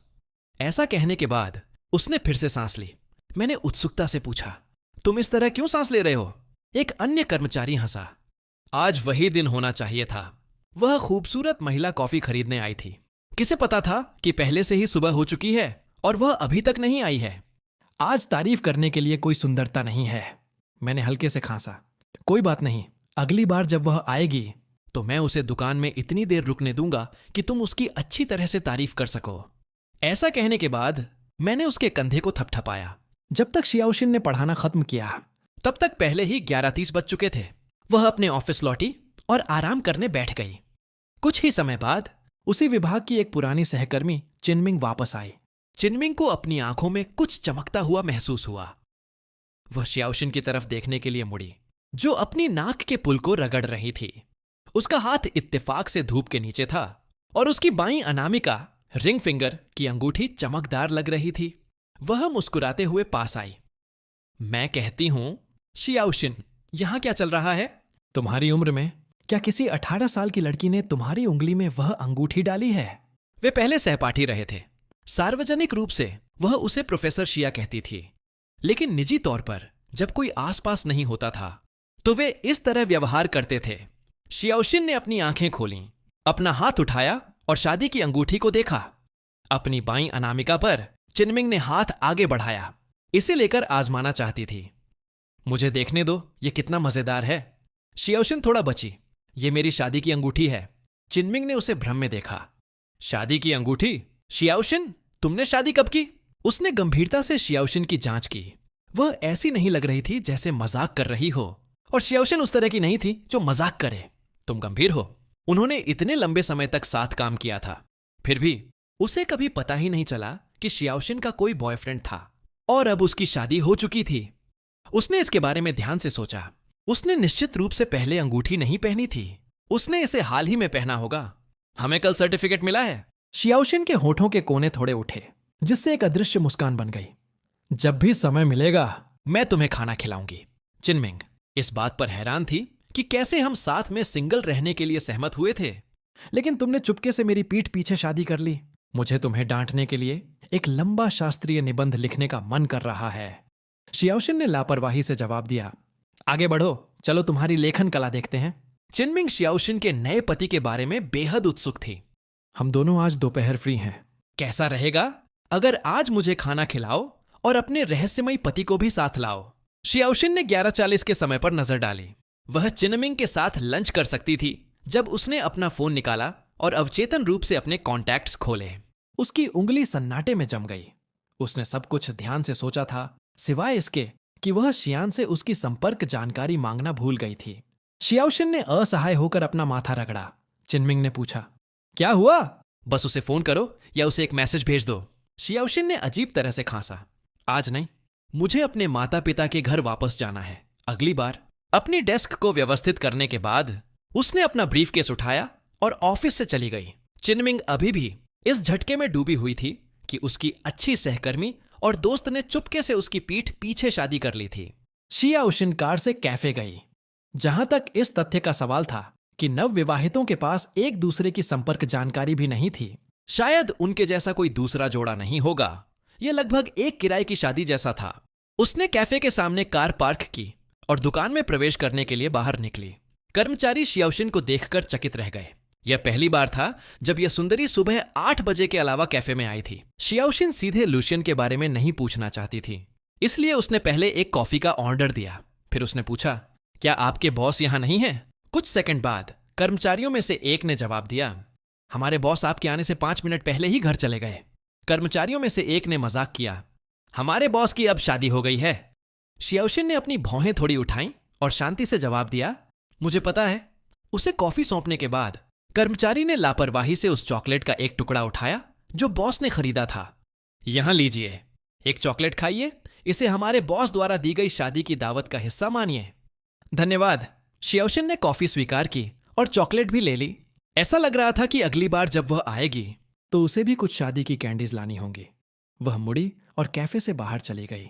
दुकान में कर्मचारी तुरंत इस पर चर्चा करने लगे। ऐसा था जैसे उन्होंने एक पूरे रोमांटिक ड्रामे की कल्पना कर ली हो। वे इस सुंदरी को और भी पसंद करने लगे थे। वह किसी तरह लू यिनदिन से बेहतर महसूस हो रही थी। जब शियाओशिन घर लौटी तो मैं इत्तेफाक से अपने जूते बदल रहा था। मैंने उसे भ्रम में देखा और पूछा, आप वापस क्यों आ गई? शियाओशिन अजीब तरह से मुस्कुराई। मुझे दोपहर में कुछ काम नहीं था, इसलिए मैं तुम्हारे साथ लंच करना चाहती थी। मैंने भ्रम में अपना सिर उठाया। तो फिर आपने मुझे फोन क्यों नहीं किया? बोलने से पहले ही मैं चुप हो गया। ओह, मुझे याद आया। ऐसा लगता है कि हमारे पास एक दूसरे की संपर्क जानकारी नहीं है।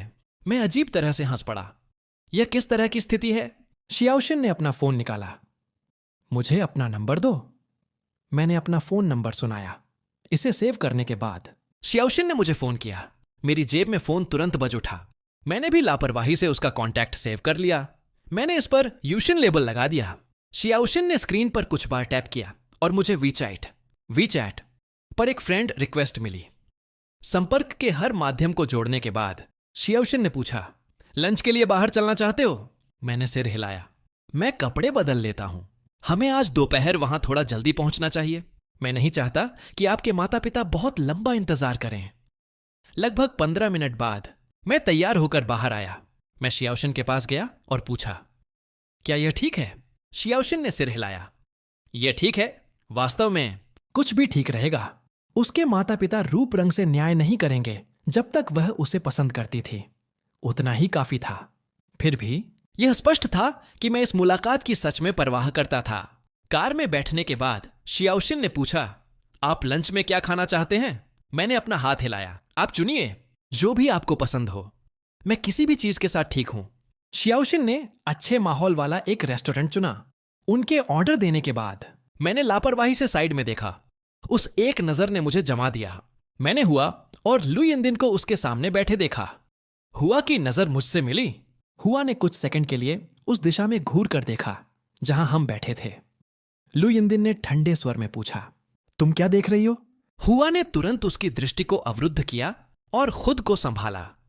इसके साथ ही उसने जल्दी से लू यिनदिन के लिए और वाइन डाली। कुछ नहीं, थोड़ा और पियो। लू यिनदिन ने उसे भ्रम में देखा। कुछ ही मिनट पहले हुआ ने उससे कम पीने के लिए कहा था। हुआ ने हल्के से खांसा। चलो खाते हैं। लेकिन उसने फिर भी मेरी दिशा में देखा, थोड़ा भौहें सिकोड़ते हुए। शियाओशिन ने भी एक नजर में पहचान लिया। वह महिला जिसने मेरे साथ बहस की थी, लू यिनदिन, उसके सामने बैठे व्यक्ति के साथ। शियाओशिन ने धीरे से पूछा, क्या यह ठीक रहेगा? मैंने अपना सिर हिलाया। इससे कोई फर्क नहीं पड़ता। चलो बस खाते हैं। वास्तव में शियाओशिन का अपना एक स्वार्थी मकसद था। उसने प्रवेश द्वार पर ही लू यिनदिन को देख लिया था, लेकिन उसने ध्यान न देने का नाटक किया और फिर भी मेरे साथ अंदर आ गई। अब हमारी शादी हो चुकी थी तो वह खुलकर और ईमानदारी से क्यों ना सामने आए। मैंने उसे एक संक्षिप्त परिचय दिया। लू यिनदिन के सामने जो बैठी है उसका नाम हुआ है और जंग यू भी है। वे दोनों मुझसे 2 साल बड़े हैं और वे मेरे बहुत अच्छे दोस्त हैं। शियाओशिन ने सिर हिलाया। मैं याद रखूंगी। थोड़ा सोचने के बाद मैंने जोड़ा, मैंने अभी तक उन्हें नहीं बताया है कि मेरी शादी हो चुकी है। अगली बार हम साथ में डिनर करेंगे। शियाओशिन ने मुस्कुराते हुए कहा, ठीक है, अगली बार मैं उन्हें खाना खिलाऊंगी। मैं उसकी तरफ मुस्कुराया। आप उन्हें खिलाइए, भुगतान मैं करूंगा। तभी वेटर व्यंजन लेकर आया। मैंने मछली का एक टुकड़ा उठाया और उसके कटोरे में रख दिया। पहले खाइए, हुआ कालू।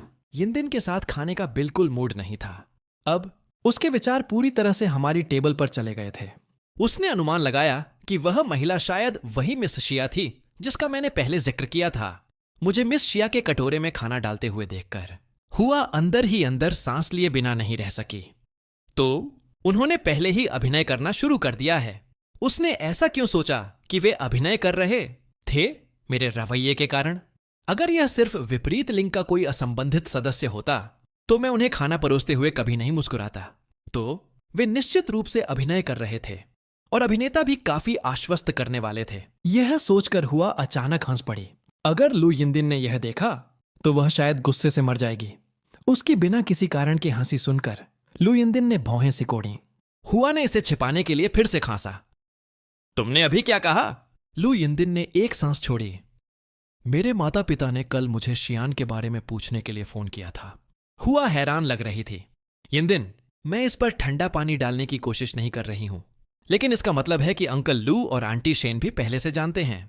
फिर तुम्हारे और शियान के पास बिल्कुल कोई मौका नहीं बचा है। लू यिनदिन ने कहा, मैंने उन्हें फोन किया था। अंकल लू ने जवाब नहीं दिया। मैं कल रात वहां भी गई थी, लेकिन घर पर कोई नहीं था।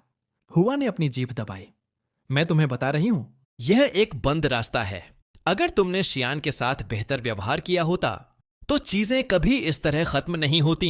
लू यिनदिन ने अपने गिलास में वाइन को घुमाया, क्योंकि वह कभी नहीं छोड़ेगा। वह मेरा इंतजार करेगा। मैंने इन पिछले कुछ दिनों में चीजों को सोचा है। मैं उससे क्यों लड़ रही थी? मुझे माफी मांगनी चाहिए। यह सुनकर हुआ ने व्यंग्यात्मक ढंग से बात की। सोचो कि तुमने गु युआकिन के साथ कैसा व्यवहार किया था, और फिर सोचो कि तुमने शियान के साथ कैसा व्यवहार किया। क्या तुम उसे सिर्फ इसलिए मारोगी क्योंकि उसने तुम्हारी चीजें तोड़ दी? लू यिनदिन ने ठंडे स्वर में कहा। हुआ, बहुत हुआ। हुआ ने कंधे उचका दिए। ठीक है, मैं फिर कुछ नहीं कहूंगी। वैसे भी जो बुरी तरह पीड़ित है वह वही है। लू यिनदिन को सच सुनना नापसंद था। लू यिनदिन ने हुआ की तरफ भौहें सिकोड़ी और कहा, यह पहले से ही टूट चुका है, इसे दोबारा मत उठाओ। वह सिर्फ एक बेजान वस्तु थी। इसने मेरे पास मौजूद लगाव के आखिरी हिस्से को छीन लिया। मेरा भविष्य केवल शियान का होगा। हुआ को अंदर से अवाक महसूस हुआ, जैसा कि लू यिनदिन से उम्मीद थी। एक बार जब यह टूट गया तो यह सिर्फ एक वस्तु बन गया। हुआ ने खाने के कुछ निवाले लिए और सांस ली। पसंदीदा होना वास्तव में लोगों को निडर बनाता है, लेकिन इस बार लू यिनदिन एक अंतहीन खाई में गिर सकती है। अपनी आंख के कोने से उसने मुझे और मिस शिया को जाने के लिए खड़े होते देखा। उसने कुछ सेकंड के लिए उधर नजर डाली। लू यिनदिन ने नोटिस किया कि हुआ पहले से ही एक से अधिक बार उधर देख चुकी थी। इस बार उसने अपना सिर घुमाया और उसकी दृष्टि का पीछा किया। वह देखना चाहती थी कि इतना दिलचस्प क्या था। अचानक वह जम गई। ऐसा लगा जैसे उसके शरीर का सारा खून जम गया हो। हुआ ने चुपचाप लू यिनदिन की तरफ देखा। वह निश्चित रूप से काफी आग बबूला थी। लू यिनदिन का चेहरा काला पड़ गया। वह खड़ी हुई और लुशियन की तरफ बढ़ी। हुआ ने उसे आवाज दी, लेकिन उसने कोई प्रतिक्रिया नहीं दी। लू यिनदिन ने शियाओशिन को धक्का दे दिया। हम पहले से ही जाने की योजना बना रहे थे, इसलिए हमने कभी नोटिस नहीं किया कि लू यिनदिन हमारे पीछे आ रही थी। अचानक पकड़े जाने पर शियाओशिन वापस एक कुर्सी पर गिर गई। तुरंत ही रेस्टोरेंट में हर कोई देखने लगा। मैंने लू यिनदिन को अनदेखा किया और जल्दी से शियाओशिन को उठने में मदद की। क्या आप ठीक हैं? तभी लू यिनदिन की गुस्से से भरी आवाज गूंजी। लुशियन, तुम क्या कर रहे हो? मैं तुमसे पूछ रही हूं, तुम वास्तव में क्या कर रहे हो? स्थिति देखकर हुआ ने तुरंत लू यिनदिन को पीछे खींचा और हमारे बीच खड़ी हो गई।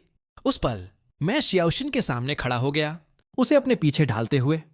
मैंने लू यिनदिन को गुस्से में घूरते हुए कहा, लू यिनदिन, मेरा अब तुमसे कोई लेना देना नहीं है। मुझसे जितना हो सके दूर चली जाओ। मुझे तुम पर हाथ उठाने के लिए मजबूर मत करो। यह सुनकर लू यिनदिन ने अविश्वास से मेरी तरफ देखा और पूछा, वह कौन है? मैंने शियाओशिन के चारों ओर एक हाथ लपेटा और धीरे से कहा, वह मेरी पत्नी है। हुआ के होठों पर एक मुस्कान आ गई। शियान काफी चतुर था। वह वाक्य लू यिनदिन के लिए विनाशकारी था। लू यिनदिन निश्चित रूप से आज रात नहीं सो पाएगी। जिस पल वह अपनी आंखें बंद करेगी, वह शियान को शियाओशिन को पकड़े हुए देखेगी और कहते हुए सुनेगी, वह मेरी पत्नी है। लू यिनदिन ठंडी हंसी हंसी। उसकी नजर उपहास से भरी थी। वह तुम्हारी पत्नी है? फिर मैं कौन हूं? मुझे बताओ, मैं तुम्हारे लिए कौन हूं? उसकी आवाज तेज और तेज होती गई, ध्यान आकर्षित करने के लिए पर्याप्त। शियाओशिन ने धीरे से मेरे हाथ के पिछले हिस्से को सहलाया, डरते हुए कि मैं डर गया हूं, जैसा कि मैं बोलने ही वाला था। लू यिनदिन ने उसे अंधेरे से घूर कर देखा। तुम कौन हो? शियान के साथ तुम्हारा क्या रिश्ता है? शियाओशिन आगे बढ़ी और ठंडे स्वर में जवाब दिया, जैसा कि शियान ने पहले कहा था, मैं उसकी पत्नी हूं। हुआ पूरी तरह से चौंक गई थी। ये अभिनेता सच में बहुत आश्वस्त करने वाले थे। मैंने लू यिनदिन को पूरी तरह से अनदेखा किया और सीधे शियाओशिन को ले गया। जैसे ही मैं मुड़ा, मैंने धीरे से पूछा कि क्या उसे कहीं चोट लगी है। जब लू यिनदिन ने हमारा पीछा करने की कोशिश की तो हुआ ने उसे फिर से रोक दिया। तुम क्या कर रही हो? तुम पागल जैसी हरकत क्यों कर रही हो? वे तुम्हें गुस्सा दिलाने के लिए जानबूझकर ऐसा कर रहे हैं। लू यिनदिन गुस्से में हंसी। महान, बस महान। हुआ ने खिड़की से बाहर मेरे और शियाओशिन के साथ जाने के आकृतियों को देखा। इसे भूल जाओ, इसे भूल जाओ। उन्हें देखो और फिर खुद को देखो। भले ही वह लू यिनदिन से लुशियन के बारे में बात नहीं करना चाहती थी, लेकिन फिर भी वह कुछ और शब्द कहे बिना नहीं रह सकी। लू यिनदिन ने बाहर जाने के लिए देखते हुए देखा, लेकिन हम पहले ही कार में बैठ चुके थे और चले गए थे। लू यिनदिन ने एक ठंडी हंसी छोड़ी। वह मुझे सच में बहुत अच्छी तरह जानता है। वह जानता है कि मुझे कैसे गुस्सा दिलाना है। लू यिनदिन ने कई गहरी सांसें लीं, खुद से यह कहते हुए कि यह सब नकली था, कि शियान केवल उसे भड़काने की कोशिश कर रहा था। कार में शियाओशिन ने आखिरकार देखा था कि मेरा एक्स वास्तव में कैसा था। उसका सच में कोई क्लास नहीं था। शियाओशिन को अचानक याद आया कि वह थप्पड़ जो मैंने खाया था कितना दर्दनाक रहा होगा। उसने मेरी तरफ तिरछी नजर से देखा और नोटिस किया कि मैं कुछ गणना कर रहा था। फिर मैंने बात की, क्या आपको लगता है कि ये गिफ्ट्स थोड़े कम हैं? क्या हमें फिर से मॉल जाना चाहिए और देखना चाहिए कि क्या कुछ और खरीदना चाहिए? ट्रस्टिए, हम फिर से मॉल गए। मॉल पहुंचने के बाद मैंने शियाओशिन के बगल में चलते हुए कार्ट को धकेला। काफी देर बाद मैंने आखिरकार कहा, अगर अगली बार कुछ भी खतरनाक होता है तो आपको तुरंत मेरे पीछे छिप जाना चाहिए। अगर आपको चोट लगी तो मुझे बहुत दुख होगा। यह सुनकर शियाओशिन मेरी तरफ देखने के लिए मुड़ी, सिर हिलाया और फिर मुस्कुराई। ठीक है। हमने मॉल के चक्कर लगाए और अपनी शॉपिंग खत्म करने के बाद ही हम अपने सास ससुर से मिलने गए। मैं गाड़ी चलाते हुए मुस्कुराया। मेरे सास ससुर काफी दूर रहते हैं? शियाओशिन ने सिर हिलाया और कहा कि उसके माता पिता के रिटायर होने के बाद वे यहां आ गए। कार रुकने के बाद मैंने अपने सामने बड़े चीनी शैली के आलीशान घर मैंशन को देखा और कुछ सेकंड के लिए जम गया। मैंने इसके इतने बड़े होने की उम्मीद नहीं की थी। यह मेरी उम्मीदों से कहीं ज्यादा था। कार से बाहर निकलने के बाद मैंने अपने सास ससुर के लिए खरीदे गए गिफ्ट्स को उठाया। जैसे ही हम प्रवेश करने वाले थे, शियाओशिन के माता पिता बाहर आ गए। हाउसकीपर उनके पीछे पीछे आ रहा था। हाउसकीपर ने तुरंत मेरे हाथों से चीजें ले लीं। शियाओशिन के माता पिता ने मुझे ध्यान से देखा।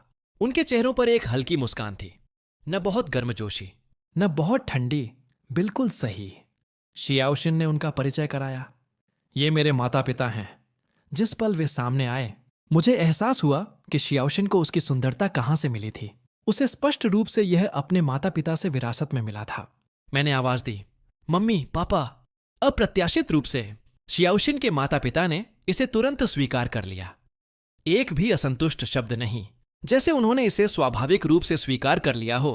मिसेस शिया मेरी तरफ मुस्कुराईं। शियान, तुम दरवाजे पर क्यों खड़े हो? अंदर आओ। शियाओशिन ने मेरा हाथ थामा और हम साथ में गेट के अंदर चले गए। हमसे आगे चलते हुए शियाओशिन ने अपने पिता से कहा, पापा, इतने गंभीर मत दिखिए। शियाओशिन को डर था कि मुझे कोई खराब प्रभाव पड़ सकता है। मिस्टर शिया एक पल के लिए थमे, जबकि मिसेस शिया हंस पड़ी। तुम्हारे पिता हमेशा ऐसे ही रहते हैं, लेकिन तुमसे ऐसा कुछ सुनना वास्तव में काफी आश्चर्यजनक है। मिस्टर शिया ने असहाय होकर मुस्कुराते हुए मुझसे कहा, तुम शियान हो, है ना? मैं तुम्हें नापसंद नहीं करता, मैं आमतौर पर ऐसा ही हूं। मेरे दिल की घबराहट थोड़ी कम हुई। मैंने उम्मीद नहीं की थी कि शियाओशिन के माता पिता इतने दयालु होंगे। मैंने शियाओशिन की तरफ देखा और उसने मेरी हथेली को 2 बार हल्के से छुआ। इसने मुझे एक सिहरन का एहसास कराया। आलीशान घर इतना बड़ा था, फिर भी वहां बहुत सारे लोग नहीं थे, जिससे यह काफी खाली महसूस हो रहा था। चाय डालने के बाद हाउसकीपर चला गया। मिसेस शिया सच में उत्सुक थीं। तुम दोनों की इतनी जल्दी शादी कैसे हो गई? नो, उस दिन शियाओशिन ने उन्हें फोन किया था, मुख्य रूप से शादी करने के बारे में बताने के लिए। मिसेस शिया ने पूछा कि मैं किस परिवार का बेटा हूं और उन्होंने कभी उसके मुंह से मेरा जिक्र क्यों नहीं सुना। शियाओशिन ने जवाब दिया कि हम एक दूसरे को केवल थोड़े समय से जानते हैं। हालांकि वे शियाओशिन के सभी फैसलों का सम्मान करते थे। क्या यह थोड़ा बहुत तेज नहीं था? शादी एक बड़ा मामला था, कोई खेल नहीं। उस समय शियाओशिन ने बात की। मैंने इसका प्रस्ताव रखा था। मैं अपनी जिंदगी उसके साथ बिताना चाहती हूं। मिस्टर शिया ने अपनी बेटी पर एक नजर डाली। उसका यह सक्रिय पक्ष वास्तव में उसके जैसा नहीं लग रहा था। मिसेस शिया मुझसे पूछने के लिए मुड़ी, शियान, तुम किसी ऐसे व्यक्ति से शादी करने के लिए क्यों सहमत हुए जिसे तुम बहुत लंबे समय से नहीं जानते? मेरे दिमाग में अनगिनत स्पष्टीकरण कौंध गए, लेकिन अंत में मैंने सच बताने का फैसला किया। यूशिन सुबह सुबह बारिश में मेरे अपार्टमेंट के नीचे दिखाई दी। ईमानदारी से, मैंने पहले कभी ऐसा कुछ अनुभव नहीं किया था। इसमें थोड़ा आवेगी स्वभाव भी शामिल था, लेकिन मुझे अब इसका कोई पछतावा नहीं है। मिस्टर और मिसेस शिया ने शियाओशिन को घूर कर देखा। वह सुबह सुबह बारिश में किसी के अपार्टमेंट में सिर्फ यह पूछने गई थी कि क्या वह शादी करना चाहता है। उन्होंने मूल रूप से सोचा था कि मैं वही था जिसने शादी का प्रस्ताव रखा था। उन्होंने कभी उम्मीद नहीं की थी कि यह उनकी बेटी होगी, क्योंकि शियाओशिन वही थी जो इस शादी को चाहती थी। वे उसे रहने देंगे। मैरिज सर्टिफिकेट पर पहले ही हस्ताक्षर हो चुके थे, इसलिए वे निश्चित रूप से अपने दामाद की उपेक्षा नहीं कर सकते थे। उस समय मिस्टर शिया ने शियाओशिन से पूछा, क्या तुमने अपने सास ससुर से मुलाकात की है? शियाओशिन ने सिर हिलाया। मैं पहले ही जा चुकी हूं, अभी के लिए। उन्होंने मुझे भी स्वीकार कर लिया है। मिस्टर और मिसेस शिया समझ गए। तुम्हारे माता पिता कब फ्री होंगे? हम अभी तक उनसे नहीं मिले हैं, शियाओशिन ने जवाब दिया। मैं व्यवस्था कर दूंगी। जैसे ही उसने अपनी बात खत्म की, हाउसकीपर अंदर आया और कहा, खाना तैयार है। खाते समय मिसेस शिया ने मुझसे कुछ सामान्य सवाल पूछे। शियान, तुम अभी किस तरह का काम करते हो? यह बिल्कुल सामान्य पारिवारिक बातचीत जैसा लग रहा था। मैंने जल्दी से जवाब दिया, ग्रेजुएशन के बाद मैंने एक कॉफी शॉप खोली और तब से इसे चला रहा हूं। बिजनेस काफी अच्छा है और आमदनी भी ठीक ठाक है। मिस्टर शिया को यह काफी अच्छा लगा। तुम्हारे माता पिता के बारे में क्या? मैंने जारी रखा। मेरे पापा एक यूनिवर्सिटी प्रोफेसर हैं और मेरी मम्मी एक चीफ फिजिशियन हैं। मिस्टर शिया ने शियाओशिन की तरफ देखकर मुस्कुराया। फिर वह वास्तव में तुम्हारे ससुर की पसंद में फिट बैठती है। मैंने अपने आप से सोचा कि इसका मूल रूप से मतलब था कि मेरे पापा वास्तव में शियाओशिन को काफी पसंद करते थे। मिस्टर और मिसेस शिया ने केवल बुनियादी पारिवारिक मामलों के बारे में पूछा और आगे जारी नहीं रखा। वे बस मुझे और खाने के लिए कहते रहे। शियाओशिन मेरे कटोरे में खाना डालती रही, मुझे और खाने के लिए कहती रही। खाना काफी सुखद रहा। जैसा कि शियाओशिन ने कहा था, जब तक यह कोई ऐसा व्यक्ति था जिसे वह पसंद करती थी, उसके माता पिता इसे स्वीकार कर लेंगे। खाने के बाद मेरे ससुर हमें दरवाजे तक छोड़ने आए। हमारे जाने के कुछ ही मिनटों बाद आलीशान घर के सामने एक मसेराटी रुकी। कार से एक युवा महिला बाहर निकली। मिस्टर शिया ने एक भौंहा उठाई। तुम्हारी बहन अभी अभी गई है। लड़की धीरे से हंसी। मैं इत्तेफाक से पास से गुजर रही थी और मैंने शियाओशिन की कार देखी। शियाओशिन की बहन ने अपनी जीभ दबाई। दीदी ने सच में मेरे बारे में बिल्कुल भी जिक्र नहीं किया, है ना? मिसेस शिया ने मुस्कुराते हुए कहा, यहां तक कि घर के स्टाफ को भी आज छुट्टी मिल गई है। तुम बहुत ज्यादा ध्यान आकर्षित करती हो। हम तुम्हारा जिक्र कैसे कर सकते थे? हमारे घर पहुंचने के बाद मैंने शियाओशिन से कहा, मैं पहले नहाने जा रहा हूं। शियाओशिन ने धीरे से जवाब दिया। फिर कुछ फल लेने रेफ्रिजरेटर की तरफ गई। उसने उन्हें छीला और टुकड़ों में काट दिया। एक प्लेट पर बड़े करीने से व्यवस्थित किया।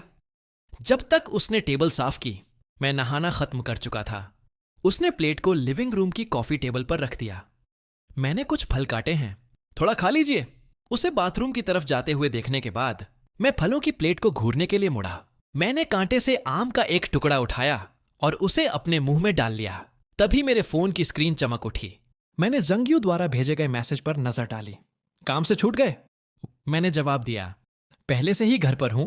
जंगयू ने फिर कोई जवाब नहीं दिया। 2 मिनट से भी कम समय बाद डोरबेल बजी। मॉनिटर ने जंगयू और हुआ को दिखाया। मैंने तुरंत दरवाजा खोला और उन्हें अंदर आने का इशारा किया। जैसे ही वे अंदर आए, जंगयू ने पूछा, क्या तुम ठीक हो?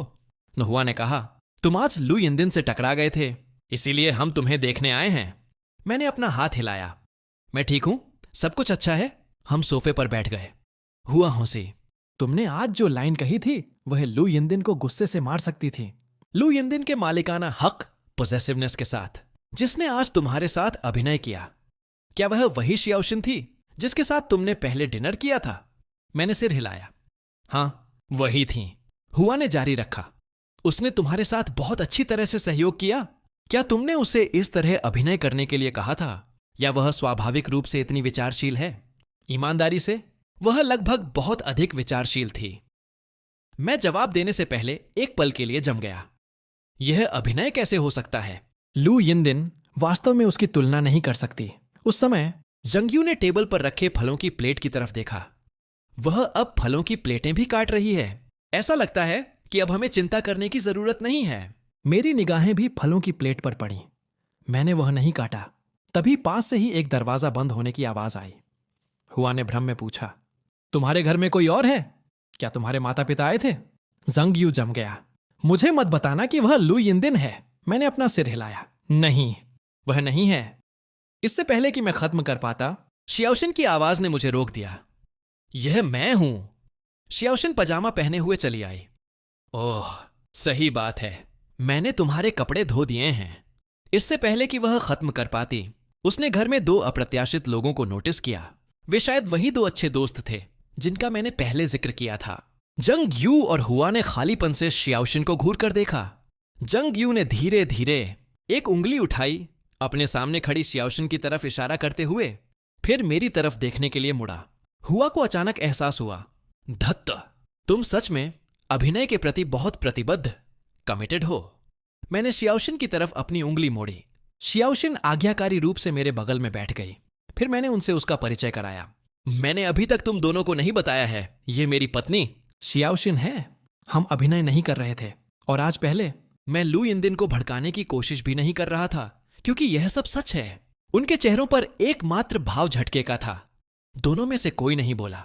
उन्होंने बस शियाओशिन को अपनी आंखों में परखने वाले भाव से देखा। जंगयू ने पूछा, क्या अंकल लू और आंटी शेन इस पर सहमत हुए? मैंने सिर हिलाया। वे सहमत हो गए। जंगयू अभी भी आश्वस्त नहीं लग रहा था। गंभीरता से, क्या यह सच है? शादी कोई छोटी बात नहीं है। इससे पहले मैंने कभी तुम्हारे मुंह से शियाओशिन का जिक्र नहीं सुना। तुमने इन पिछले कुछ दिनों में केवल कुछ ही बार उसका जिक्र किया है। तुम शायद एक दूसरे को बहुत लंबे समय से नहीं जानते हो। मैंने उन दोनों की तरफ देखा और कहा, जब मैं आवेगी हरकत कर रहा था तब हुआ ने मुझे रोका था। उस समय मैं स्पष्ट दिमाग का था, भले ही उसके अपने कारण थे। कम से कम उसने चीजों को सोचा था। जंगयू ने शियाओशिन की तरफ देखा। हम तुम्हें निशाना नहीं बना रहे हैं।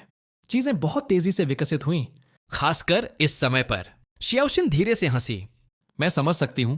उनके बोलने का तरीका और उनका व्यवहार दोनों ही बहुत अच्छे हैं, लेकिन चूंकि आप मुझसे पहले कभी नहीं मिले थे, इसलिए अपने दोस्त के भविष्य के बारे में चिंता करना स्वाभाविक है। फिर सवालों की एक झड़ी लग गई। आप काम के लिए क्या करती हैं? आपकी उम्र कितनी है? आपका परिवार क्या करता है? उनके लगभग सब कुछ पूछने के बाद, जवाब सुनने के बाद, जंगयू ने केवल एक आखिरी सवाल पूछा, क्या आप कभी किसी को मारेंगी? हुआ जोर से हंस पड़ी।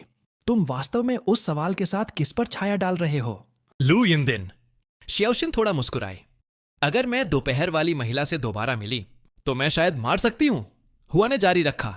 फिर आखिरी सवाल, क्या आपके पास कोई कीमती यादें जैसी चीजें हैं जो किसी एक्स द्वारा छोड़ी गई हों? शियाओशिन ने अपना सिर हिलाया। नहीं। हुआ ने कंधे उचका दिए।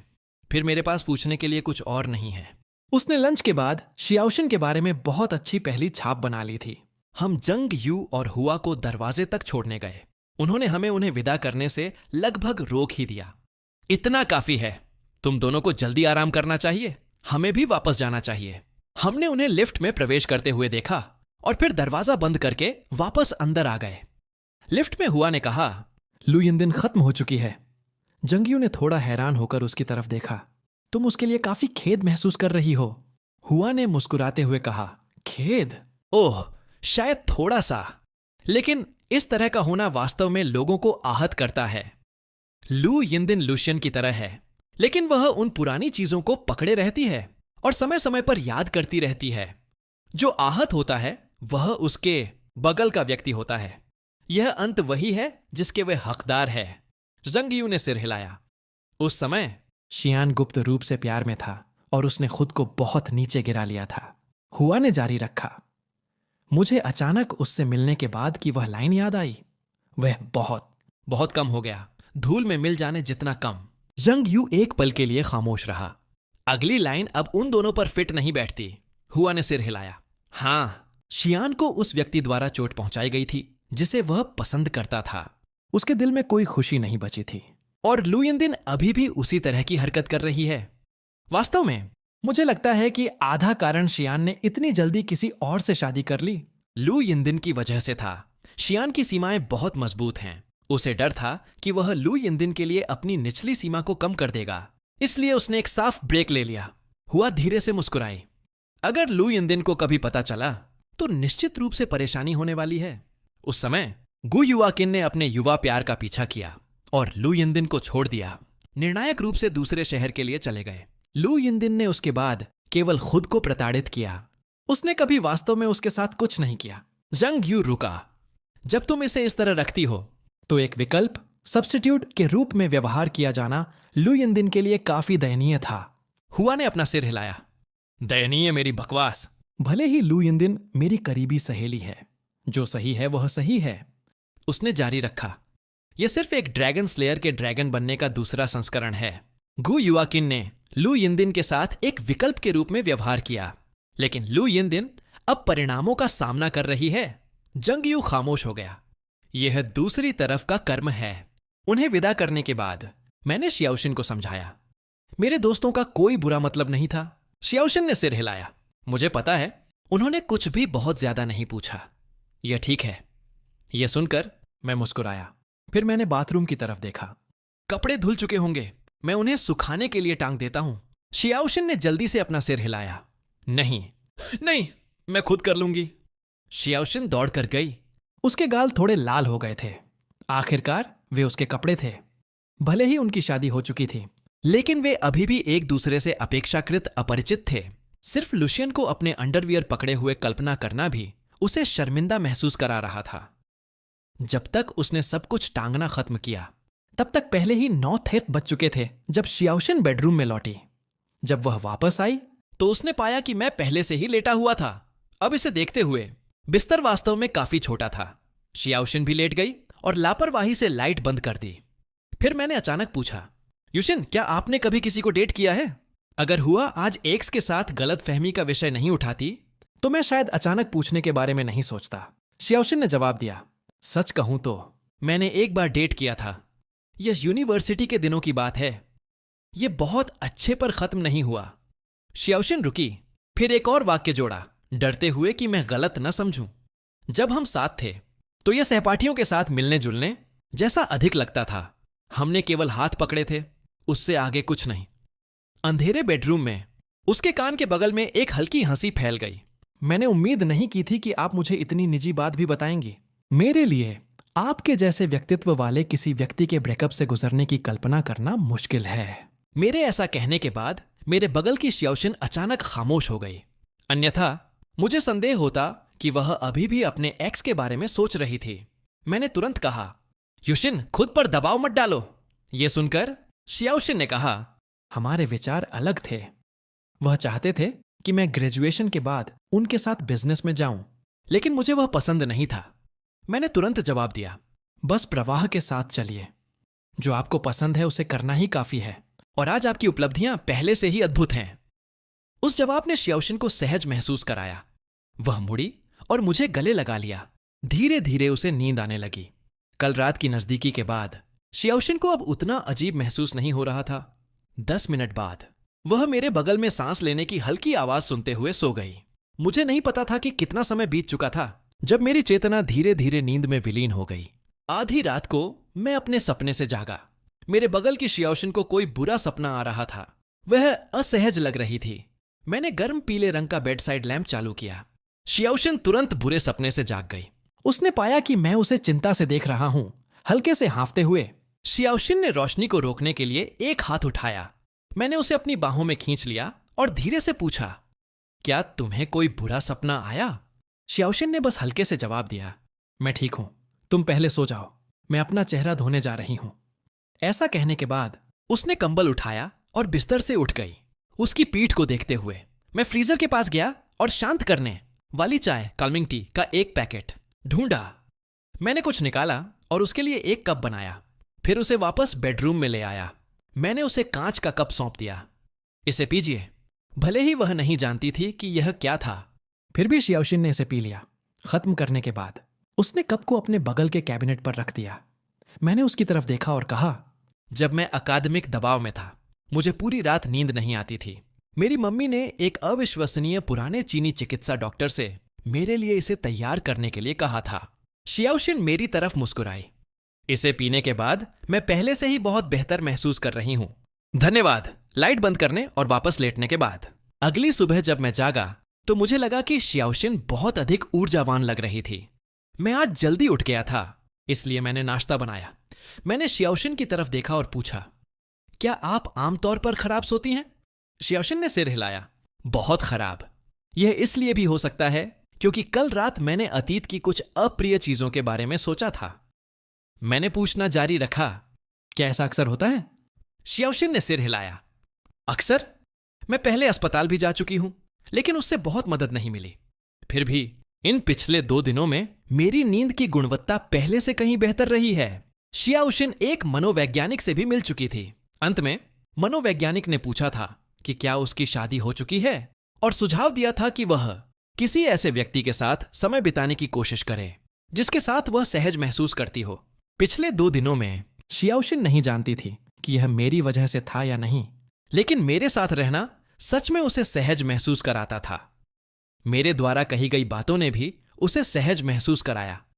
एक गंभीर भाव के साथ मैंने कहा, तो फिर हर रात सोने से पहले थोड़ी शांत करने वाली चाय पीजिए। मैंने व्यक्तिगत रूप से इसका परीक्षण किया है, यह सच में काम करता है। शियाओशिन मुस्कुराई। लेकिन अगर मैं इसे पूरा पी जाऊंगी तो क्या तुम्हारा खत्म नहीं हो जाएगा? मैंने अपना सिर हिलाया।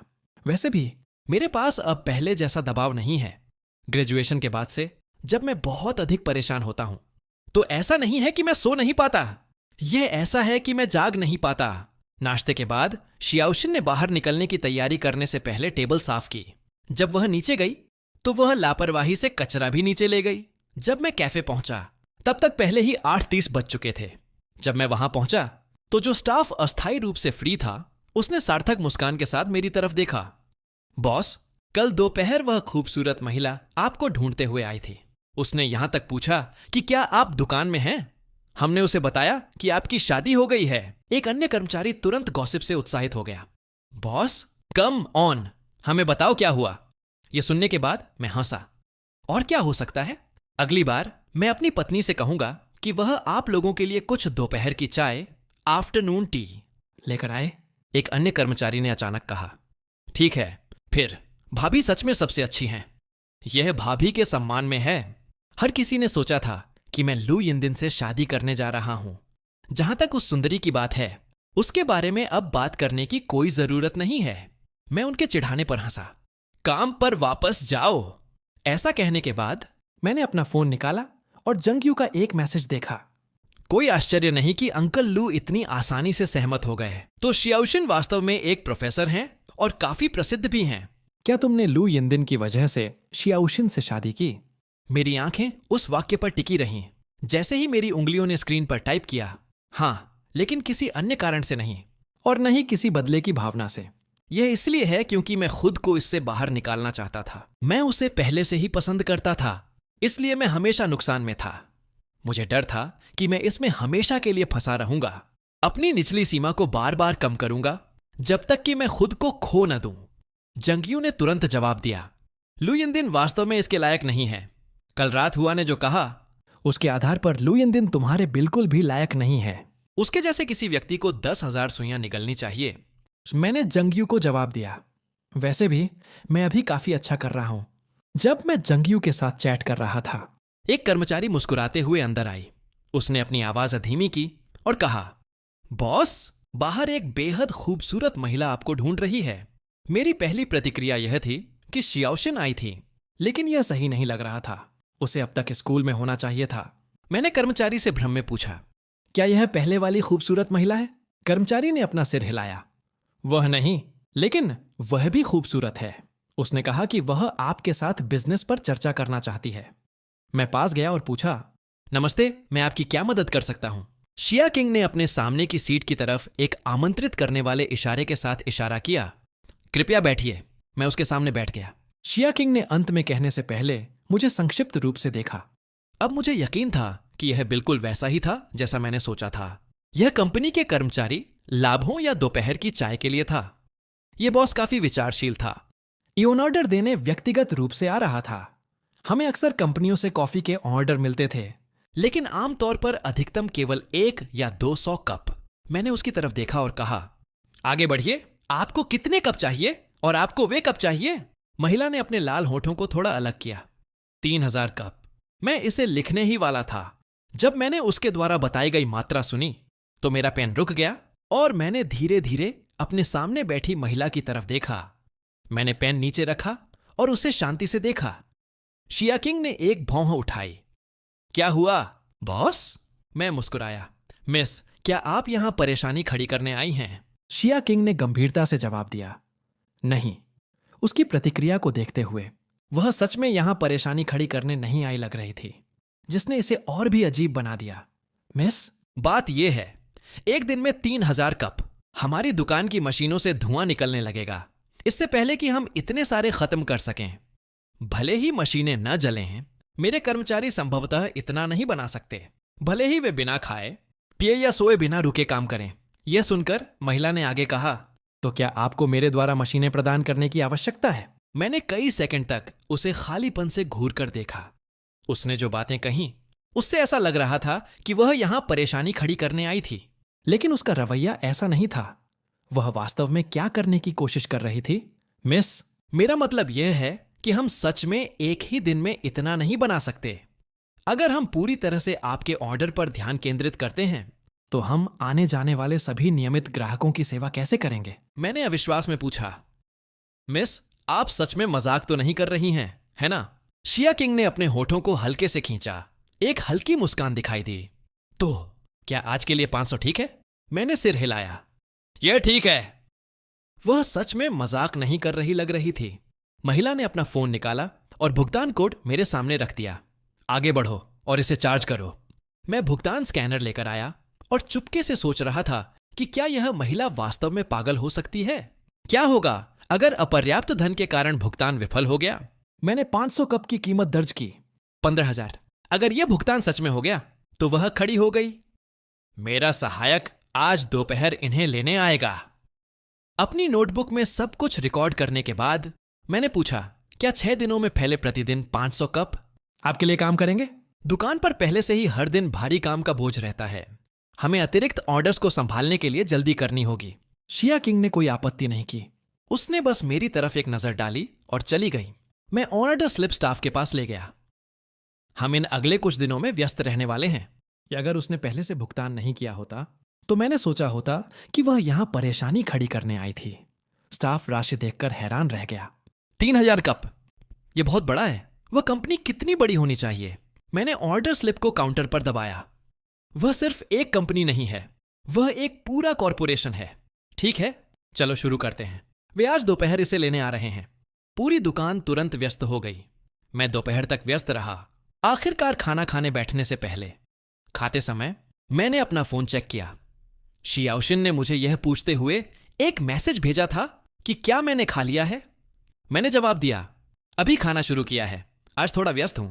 यह ऐसा था जैसे शियाओशिन पूरे समय मेरे मैसेज का इंतजार कर रही हो।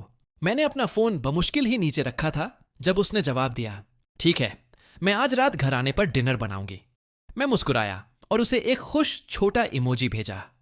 खाना खाने के बाद मैंने काम करना जारी रखा। कॉफी के सभी 500 कप शाम 4 बजे से पहले खत्म हो गए थे। 4 बजे सूट में एक आदमी आया। उसने स्टाफ का शालीनता से अभिवादन किया। हमारे बॉस ने मुझे कॉफी लेने भेजा है। कई कर्मचारियों ने सारी कॉफी उसकी कार में लोड करने में मदद की। एक बार जब सब कुछ लोड हो गया तो हमने बाकी को वाहन तक ले जाने में मदद की। सहायक ने पूरी तरह से भ्रमित होकर दुकान के चारों ओर देखा। राष्ट्रपति शिया वास्तव में क्या सोच रही थीं? केवल कॉफी का ऑर्डर देने के लिए यहां तक आ रही थीं और वह अपने व्यक्तिगत नाम के तहत कॉरपोरेशन में सभी को दावत दे रही थीं। वह सच में समझ नहीं पा रहा था कि उसका मकसद क्या था। सहायक